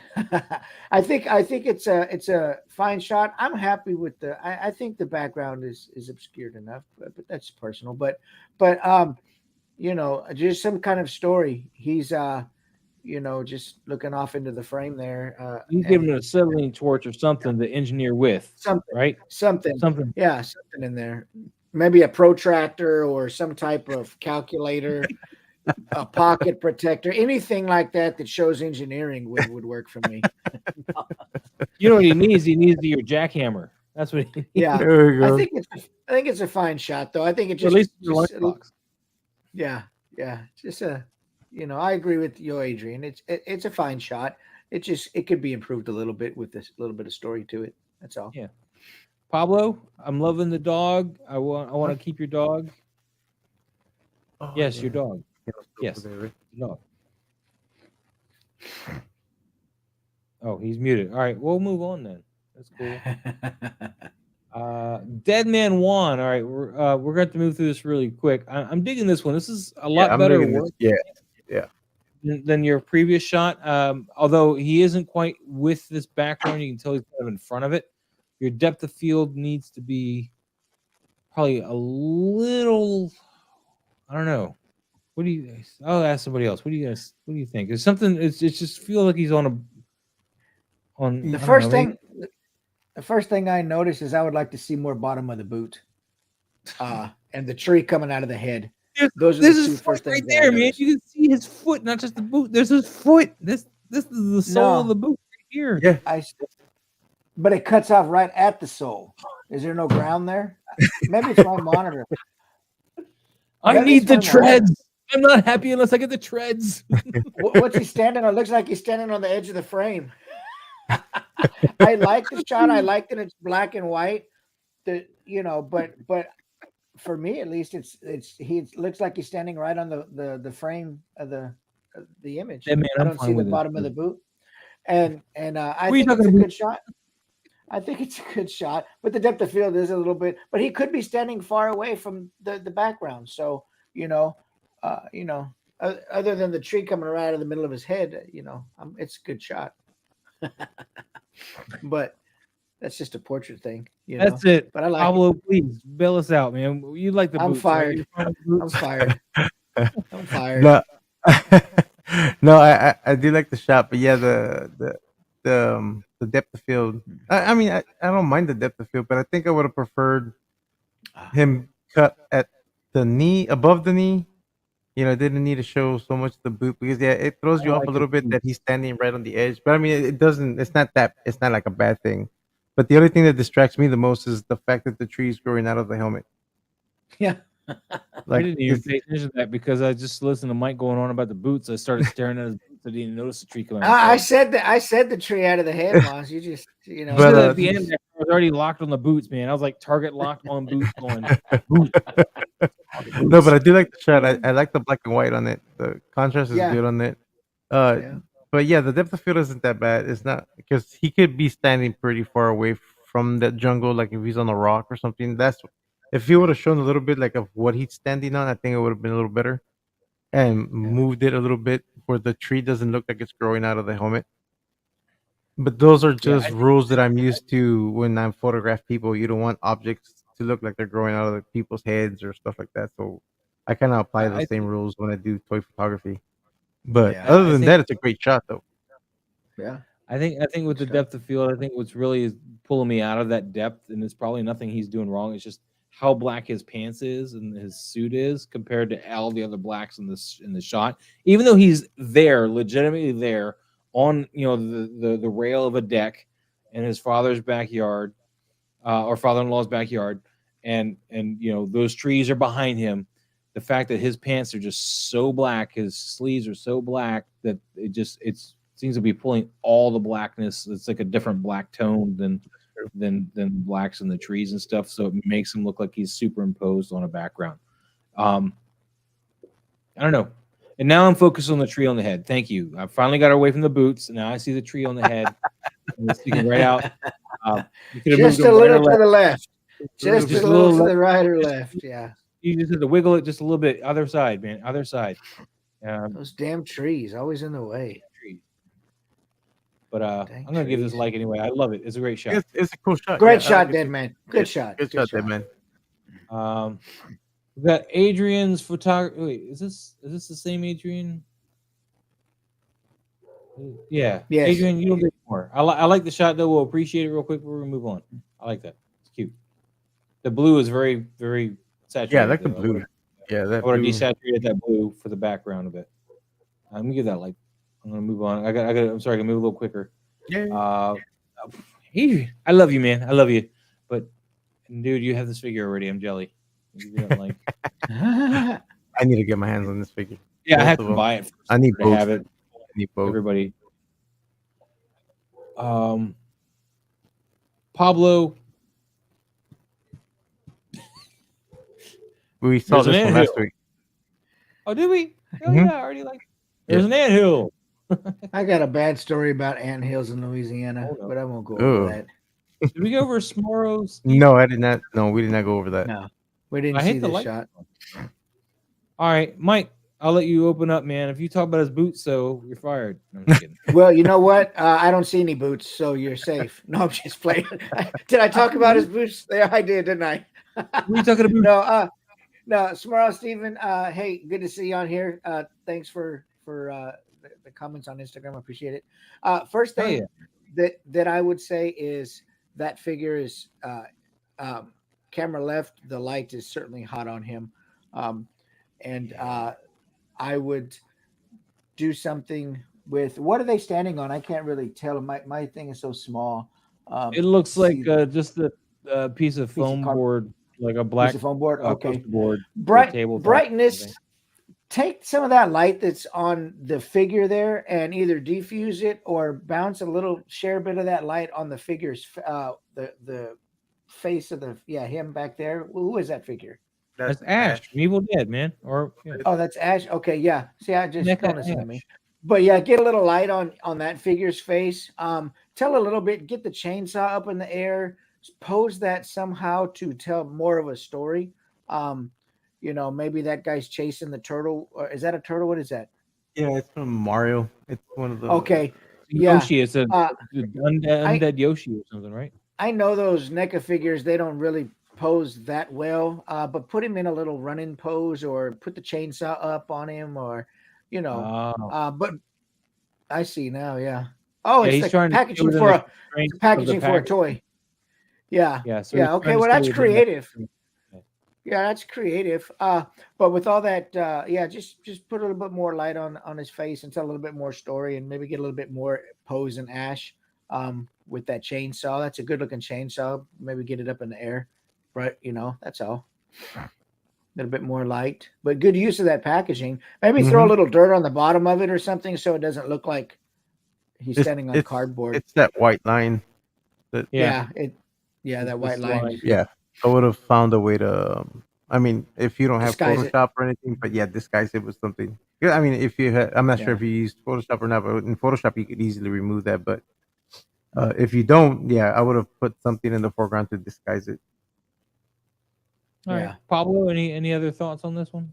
Aside from what Mike said, I think he needs a little bit more light on the face, and since I don't have this figure, I don't have any of the Ash figures. I don't know if his head can be tilted down more, because I would have him looking at the dead Koopa Troopa. Yeah. But other than that, no. The lighting's pretty cool on it. I think he needs a little bit more lighting on the face. Just a little bit, not more than, not too much, because it kind of sells like he's in a dark area and the light's coming from an open door in front of him. Yeah, his lighting is going to be a big problem though, given what he's using for a backdrop and everything, because that material that card is made out of. It's full reflective. It's just a shine everywhere. It's a glossy material, so it's just going to bounce light all over the place. So it's really hard to get the lighting to look anywhere near natural and not bounce it all over the place with this, because it's kind of close to him, so it's not going to do anything but catch that light. I mean, even if you put like an overhead light, it's going to be bouncing off, feathering to that side, making nice harsh reflections up here and not helping you out at all. So, but good job, Smart Steven. Yeah, good job. It's a good. I love that you're using this background, and it's great. It does make your job harder for lighting, because what material it limits it. Yeah, it makes it tough. Yeah, but if you weren't using this background, or maybe set it back a little further, maybe an overhead light would have helped out better. Or even there's candles here, but I don't know where you would put a light to incorporate to shine from that direction back towards Ash and Undead Yoshi that would work with this glossy background, because any light that you try to put over on this side is going to feather and hit this. It's going to get all glossy and shiny. And I just remembered the name of the character. His name is Dry Bones. Sure. Oh, it says it up here in that. She works fine too. I just realized it. Dry Bones. Oh yeah, look, it does say Dry Bones on it. It says it up there. Yeah, I'm just late. I don't pay attention. And then Mike, of course, Ian has got a bone to pick with you. He says he broke his neck of Casey Jones today trying to fit him in your trash can. Did my trash can break? Steve Morrow, these little details are helpful. Thanks, guys. Ash was super stiff, leg popped off 3 times. Yeah. Oh man, I can imagine. Okay. It's like a McFarlane match almost. Yeah, I know. Yeah, Steve, those figures are rough to pose, man. It was a cool little photo, Dead Man Juan, regardless. But we're gonna try to move on here. Here's a Constantine yesterday. Steve, again, this must be a custom Constantine. I like this fire. That's from the Spider-Man Far From Home base. That's the molten dude from the base from that. So that's pretty cool. I'm gonna jump on this one real quick. So you got this fire effect that he's standing on top of, right? I don't know what your light situation is here, Steve, but you're gonna want to set an orange warm light kind of down here and pointing it straight up at John. The problem is you can tell that John's light source is coming from up here. And I mean, there's a little bit of the orange on his pants, like around the waist area. A little bit inside it's not enough. It's not enough. Yeah, it needs more. It looks like his whole light source is coming from up here. Even if you do have a little bit of orange here, it's not enough. Yeah, it needs more. It does need more. And then you want to try to get a little snoot, maybe with a little bit of warmer light just from that lighter. If you want to be like real stickler for it too. Stickler? Did you say stickler? Stickulacular. Stickler. Yes. Yeah, Ian says the trash can is still solid though, so he's pretty appreciative of that. Yeah. Good. Yes, orange was too subtle. Yeah. It's tough. It's tough. It's tough, man. It's tough. You gotta just keep playing with it. But this is gonna be your primary light source right here. Is this guy because he's right here by this is fire right here by John. This is gonna be like a huge, bright, hot light source. So all of this sure would be casting a nice warm glow up his body, and you may get this weird. You're gonna light up over here, and then this is gonna cast the rest of your light onto his face, from what we see in camera. So the lighter will cast more light here, but this is gonna cast most of the body light up to here. So, who's next? I mean, I think we all said already. I think we've already touched bases on everything that needed to be touched. I mean, I like the composition. The crops. Cool. Yeah, the composition is cool, man. I like it. The setup is awesome. But yeah, it's just a little bit more orange light on it. But I'm gonna take away 0.6 scale, Steve, for not using Matt Ryan for John Constantine because Keanu Reeves, I'm sorry, did not do that role any justice. I mean, the movie we had to take what we can get back in 2005, but Matt Ryan is the better John Constantine. Mike, did you have any other things you want to add? Just to reiterate what you said, you guys have already said. What about John Constantine and Matt Ryan? No, I don't know anything about that, but just the lighting, the orange lighting. Because if you look at his hand that's holding the gun, it's very white. Yeah, it's very. You're not getting any of that warmth there at all. Yeah, it's not. So yeah, I kid with you, Steve. Man, I kid with you. Is that a love? But I do agree. I think Matt Ryan was a better Constantine. Earlier, Harry, you may want to rewind that because this was awesome. We all loved it, and the old man Hawkeye head. I want that figure for his head now, just so I can do something. Harry, I don't know if he's still on here or not, but yeah, he actually I think he told me he flipped that shot. It was taken one way and then he flipped it. But anyway, I like this shot. I really like the way that everything leans towards the right. There's that great angle in there. It matches the flow of the hair. That sword almost looks, or that spear almost looks 3D, like it's coming right out of the frame at you. I love it. I think this is a great shot. I love the little bits and pieces of warm orange breaking through the background to break that up. I think this is a great shot, Harry. Great job. Looks really, really good. I like it. Hell yeah. All right, moving on. We got this pig thing from Those Wonderful Toys. Yay! Those wonderful toys. Pablo. I like that. Break it down. I like this shot. I like it a lot. I like the lighting on here, and I like the composition, and I like how tight it is. Yeah, that's what everything's well lit. Everything's well lit. It's got enough light to separate them from the background, and I like that shadow. Like you could tell that the light is coming from either a street light or a light above the door, or not above the door, but a light to the left of the door. Over here. Yeah, because it's casting that shadow to the back, which is cool. But the only thing that breaks this out, that I'm going to tack onto this real quick, is you get the soft shadow here, but look how heavy and dark that shadow is there. Yeah, the shadow is not matching this light source from like. Well, I think maybe because he's just closer to the ground. He's closer to the edge of that step. That's probably why. Move on. Keep going. I'm sorry. I'm dumb. No. It's good. I like the moon. I do like the setup. I like. Is that a hot dog? It looks like a hot dog. Yes, Little, looks like a hot dog. Is that a hot dog in your hand, or you happy to see me? But other than that, it's a cool shot. I like the composition. I like that he looks like he's cleaning his gun. Yeah. Or like is that a hot dog? Or is that a hot dog? Yeah. Ah. Awesome pose. I like the posing on it. It's pretty cool. Good shot, man. Yeah. Mikey. Same thing Pablo said. I like the shot. I like this figure. I'm gonna have to write down what figure that is because I believe like it's that. from Yes, Damn those Toys. wonderful toys. Let Mike know what figure this is. Yeah, let me know. I believe it's Damn Toys. I think it's the name of the company that makes it. I think it's the I love same. those. It's the same company that made that. That's releasing that.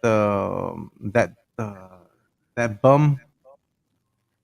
Remember, we were taking a look at that shot. There's that he looks like he's got the stick with the little bag, and he comes with the little tent, and he has a pipe that sticks to the beard. It's the same company that makes these figures. I believe it's called Damn Toys, if I'm not mistaken. If he's on here, I like that. Looks good though. But it's a great shot. I like that you got the little door back there, and you've got little supporting props, and it's a high contrast shot because of the lighting. So what I mean is it's there's harsh shadows in there, and I like that. It's believable that there's light from a doorway or something that's shining on him. I think it's a good shot. It's nice and tight. And honestly, I think too that the orientation you chose for the shot is good. You would have been easy to just default to portrait orientation, but I like that you went with the landscape on this, and I think it's a good choice. So yeah, no, it looks good. I like it. You've got supporting propaganda on the walls. That hot dog. No. I was gonna be serious for a second. What I like even better from that is the angle he's shooting. Yeah.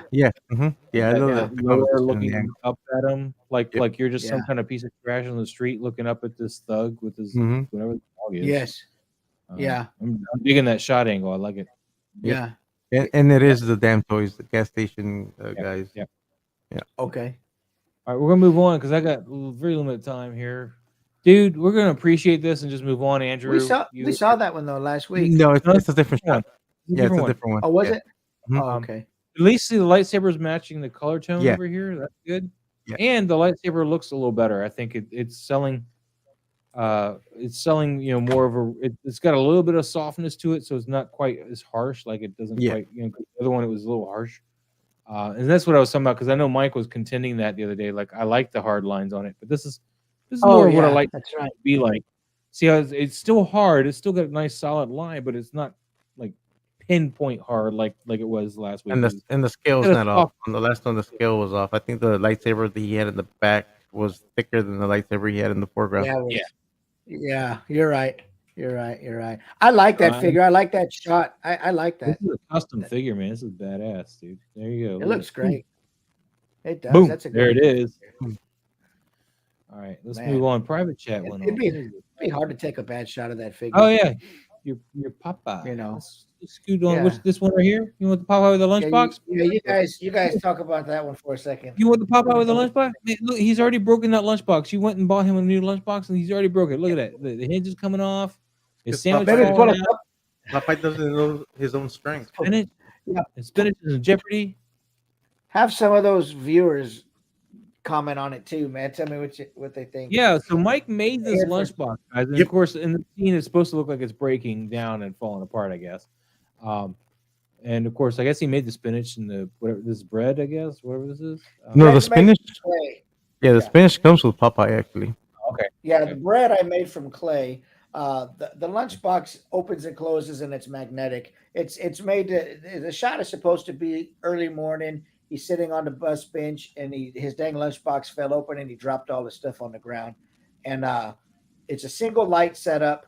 All the way camera right is a huge diffuser, like a 5-foot tall diffuser. It's a single light source with a piece of white computer paper. Camera left in front of Popeye's arm to fill that side of the face. That's all it is. One light and a piece of paper. Very nicely done on the light. And you use a flash on this, right? This is a flash, right? Always. Yeah, We're Michael gonna Flash. have a class here soon with flashes, man. As soon as I get my paychecks in, I'm gonna buy me a flash, and we're gonna do a class. I'm gonna learn how to use this. Mike will be like, Mike, teach me how to use this flash. Stop building stuff for 5 minutes. I Stop would use selling my little Flash, props but and make a flash. all my soft boxes for my Flash are way too big. Oh, you For did me. watch it, Steven. That's right. I remember. Yeah. Yeah. I want to do some more live stuff too, like that. But I'm just, ugh. You're right, Mike. I Smarro, love this Steven. shot, man. I love this shot. I would love to have maybe, if you could. I don't know what you did here, but if this was like wet, this ground. So you know how like movies and stuff, they get the ground wet just to get that nice contrast and if this could handle that being done to it, this whatever this diorama ground is to give it the kind of just wet, that fresh green look. Yeah. I think that would have really just made that pop.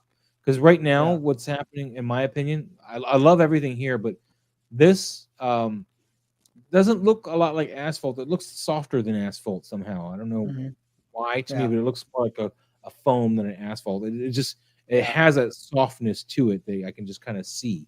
And I think if you could hit it with like, and of course the contrast that the water does in general, if you can get the right reflectiveness off of it, all of that could just really, I think, sell it like even more. But this is the only thing that's pulling me out is that softness.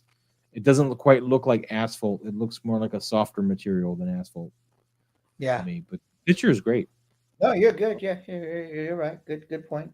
Pablo? And tomorrow, Stephen brought up a point too. The spinach rolling out of the box, I think, would have been good. Have that rolling towards the camera. Yeah, or lighting the box. I should have got a little bit more light inside the box, but that's just personal. And I've been good to get it a little rolling towards the camera and do a little blur on it, so it's not like it's been rolling. Yeah, just a tiny little blur, like just so you know it's rolling. Pablo? Yeah. I had already seen this shot before Mike posted it, and I told him that I love the shot. I love that lunchbox. I can't wait to get it. I'm really looking forward to photographing it. I love the way. Sorry, I was going to ask if it came in other colors. Or is it just yellow? No, just yellow. Just the yellow Stanley. Yeah, because it's too much. It's a long process to actually make the lunchbox, if I had varying colors, it would just be ridiculous. Because it does take a few days to make the lunchbox. I mean, if you wanted one, I can make you one of a different color, but in general, for sale, they're all yellow. Well, whenever I've ever pitched those picture those lunch boxes, like in the old bring to work lunch boxes, like the factory or whatever, they've always been darker colors and not yellows. That's why. Well, I went with kind of a DeWalt construction yellow. Yeah, I see that. That's a great color. Kind of what I was after. Yeah. Yeah, but I really love the way you did the lighting with that large diffuser and just the one light. Yeah. Honestly, I've been wanting to use my flashes again, but my flashes the soft boxes for my flashes are way too big for the space that I have where I shoot.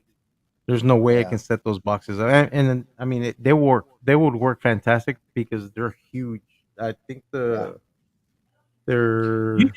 you can get little soft boxes that goes on top of an actual camera flash, like it'd be like this big. Yeah, but I don't have any of the camera flashes. The flashes that I have are Alien Bees, so they're fairly big, and the attachments that go for those I bought huge soft boxes for the fact because I used to photograph kids and I used to photograph people on motorcycles and stuff like that. So I had huge soft boxes for that purpose. But the little room that I do my shooting and the garage, there's no space for me to even pull those things out. So I need to buy some smaller flashes and start doing flash photography again because I haven't done that in a long time. It's been a good minute since I've used my flashes. Mike, Steve Morrow is asking, didn't you use just a diffuser screen? Yeah, you want to see what I used? I'll share it. Show. Let me open this huge thing up. So the screen makes the smaller light source much bigger. And it makes it much softer. So this, and I have this because I used to do portraits with people. So let me make it bigger here. Yeah, there you go. Yep. Oh yeah. It's huge. Yeah. That's as big as so you. If you want, you have to fold it like a taco. See that there? And Yep. but when it's really a good, the bigger the softbox or the bigger the diffuser, the more larger your light spread, source is softer gonna, yeah, the light. and Gonna look softer, beautiful. and the That's a softer great. it'll get it. Yeah. That's a great one. Let's move on here to Rippic Tan. That's a cool shot. He's got this cool shot here. Harold sent me a photo. Harold, I'm trying to get out of here, buddy. That's a cool shot. So I'll let you guys talk over Rippic Tan here. Let's while you guys go over it here, I'm gonna. Oh, okay. Now I know what that is. I was wondering what that was, but it's from kind of like the Buzz Lightyear figure. The Kyber crystal. I kind of like that being the focus over over Tarkin. Yeah. Yeah, I'm digging. This is it right here. This is the shot I like. Yeah, You like that? Yeah. Oh, look at that behind the Yeah, shed. I've always this loved is the shot. I aesthetic. like the troopers and the Kyber crystal in focus, and obviously you can kind of get the silhouette of Tarkin and kind of know that's Tarkin if you know your Star Wars. If you know your Star Wars. Yep. But Yeah. There's that diorama. Yeah, he loves that diorama. It's nothing wrong Yeah, with it, man. man. It's great. No, it's an awesome diorama. I love I it. want to build one diorama that can use so many times like this, man, because it's just. Yeah, I keep going, man. I need more dioramas because I can only use the same thing over and over so many times. I need to build more. I need to build more actually.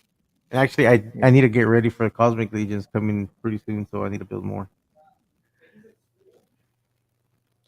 Okay, that's a cool shot. So, any thoughts on this? Any thoughts? I'm gonna go with this one.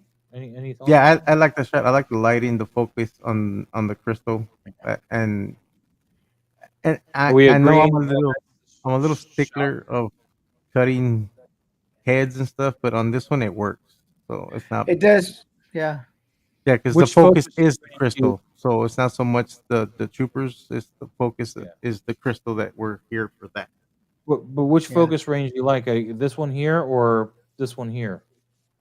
That one. This one? Really? No. Go back to the other one. Because I think the space at the top. No, that one's better. Yeah, that one. Yeah, that's just my opinion. But yeah, no. I agree. I like that one. I like that one. I think it looks good. I like that the heads are just peeking out. They're framed. You can tell they're looking at their commander here, going, "Are we doing this right?" Like it. Yeah, I like it. They're scared that they're about to drop it. And if you're staring really close, you can see this K2 droid here too. You're like, is that K2? I don't know. That's cool. Yeah, it's a cool the eyes. Yeah, you can tell that's him because of the eyes back there. I love the angle. That slight touch angle on there too. It's perfect. Yeah. This is great. Shot. This is our favorite version right here, Rippic. Great shot, man. Great job. Good job. Let me find this shot real quick, and then we're gonna, I think, wrap it up. If we missed you guys, I'm sorry. I do have to get going. This is the last one. Commander Green wanted our opinion on this one real quick, and Mike, I'll let you start. Well, dang it. Okay, I don't know. Pablo, I'll let you start. No, Mike, I'll let you start. Pablo, Mike, I choose Pablo. No, I love the shot. I do like the lighting. I think, although I think the troopers were a little too dark, I might have put a little bit of light on them. Their right sides are a little dark, I think. Yeah, but I like the composition. I like where how he posed them. Now this time I cannot tell the background if it's his detox or not. So it's a cool shot. Think something else back there. It almost looks like like a prison cell, or maybe a Vader's little thing where he. It looks cool. It might be like the rear end of whatever craft they're in that's about to open. Commander says, I'm just trying out with a screen in the background. Oh, cool. It's working out pretty good. Maybe you need a little bit more light on this other side. Yeah, just a little bit, not too much, because. But I do like the reflection on the visor on him, and then there's no reflection on the other one. That's kind of a little. I think he needs a bit.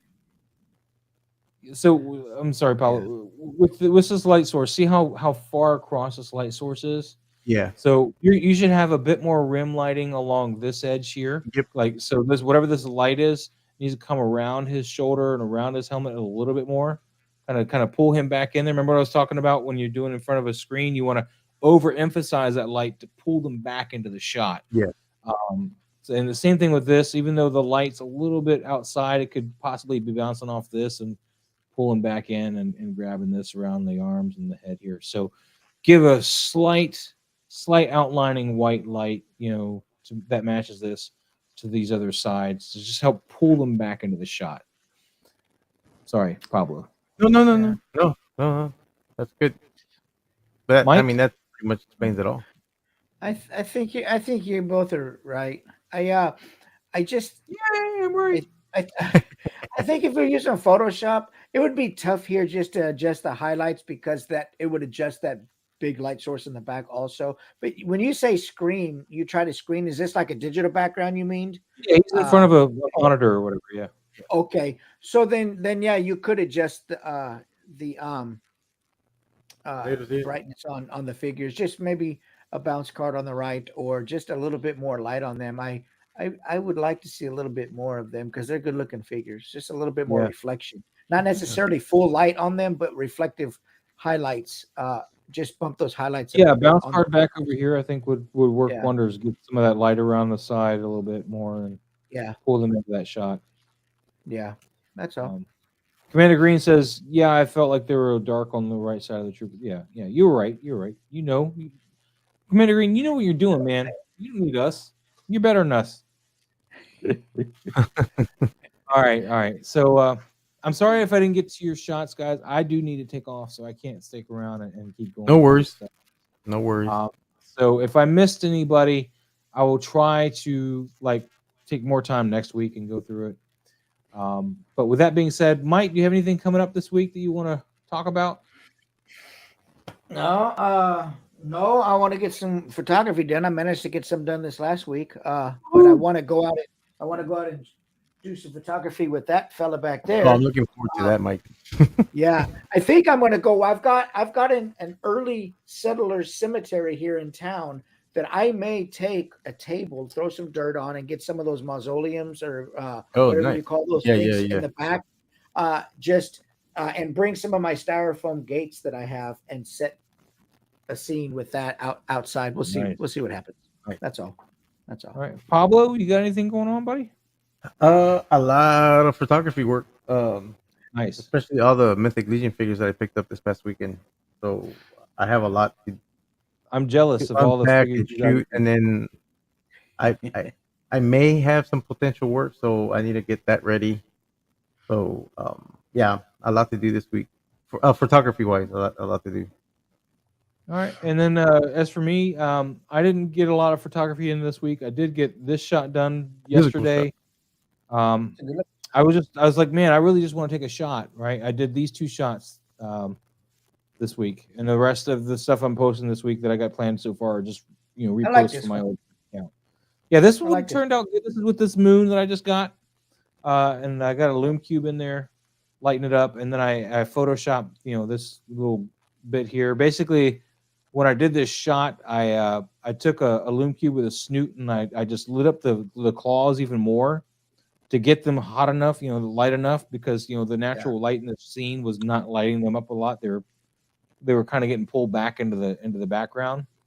Yeah. So I just took a lume cube with a snoot and pointed it at them, got the light where I wanted them, and then of course edited just the claws so they shine, and you don't see my hand up here or something with the lume cube pointing towards the claw. Who took the shot of the molted man again?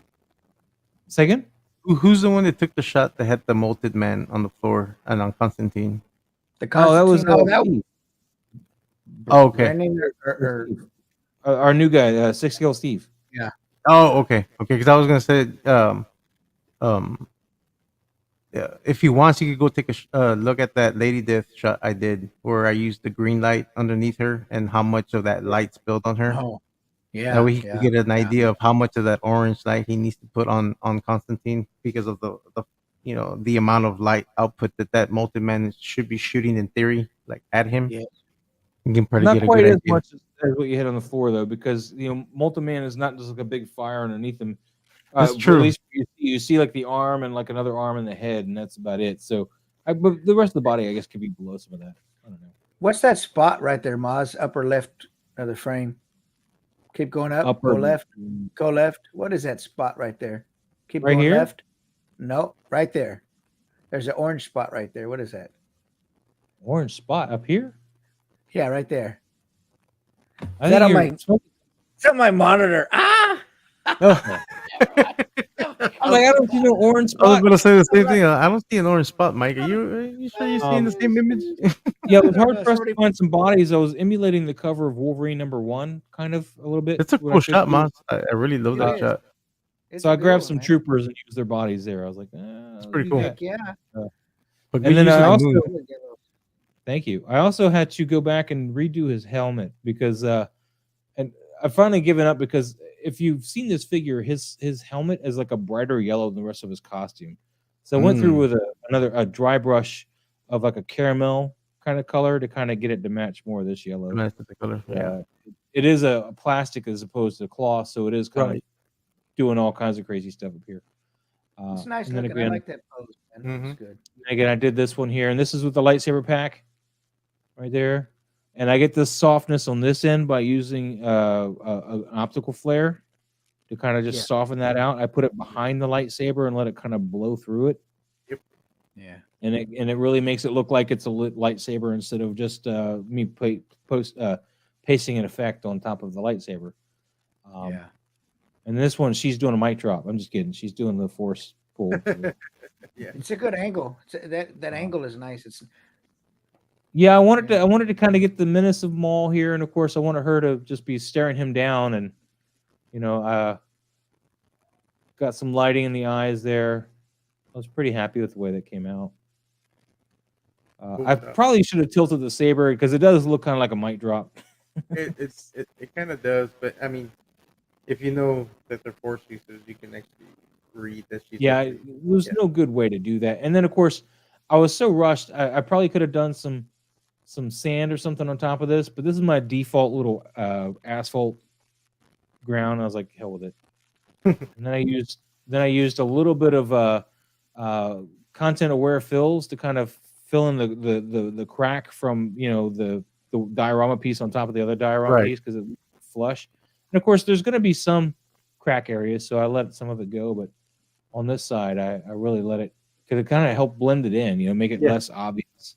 Oh yeah. So content aware fill just did that there. But this is a little diorama piece I built for my Mando shot, and a little atmosphere in there, a little haze atmosphere going around the whole area. Got to sell that depth to really do that. But yeah, that's what I did this week, and then this is what I posted today. This is an old one, just a repost, and this one's going for President's Day. It's an old one.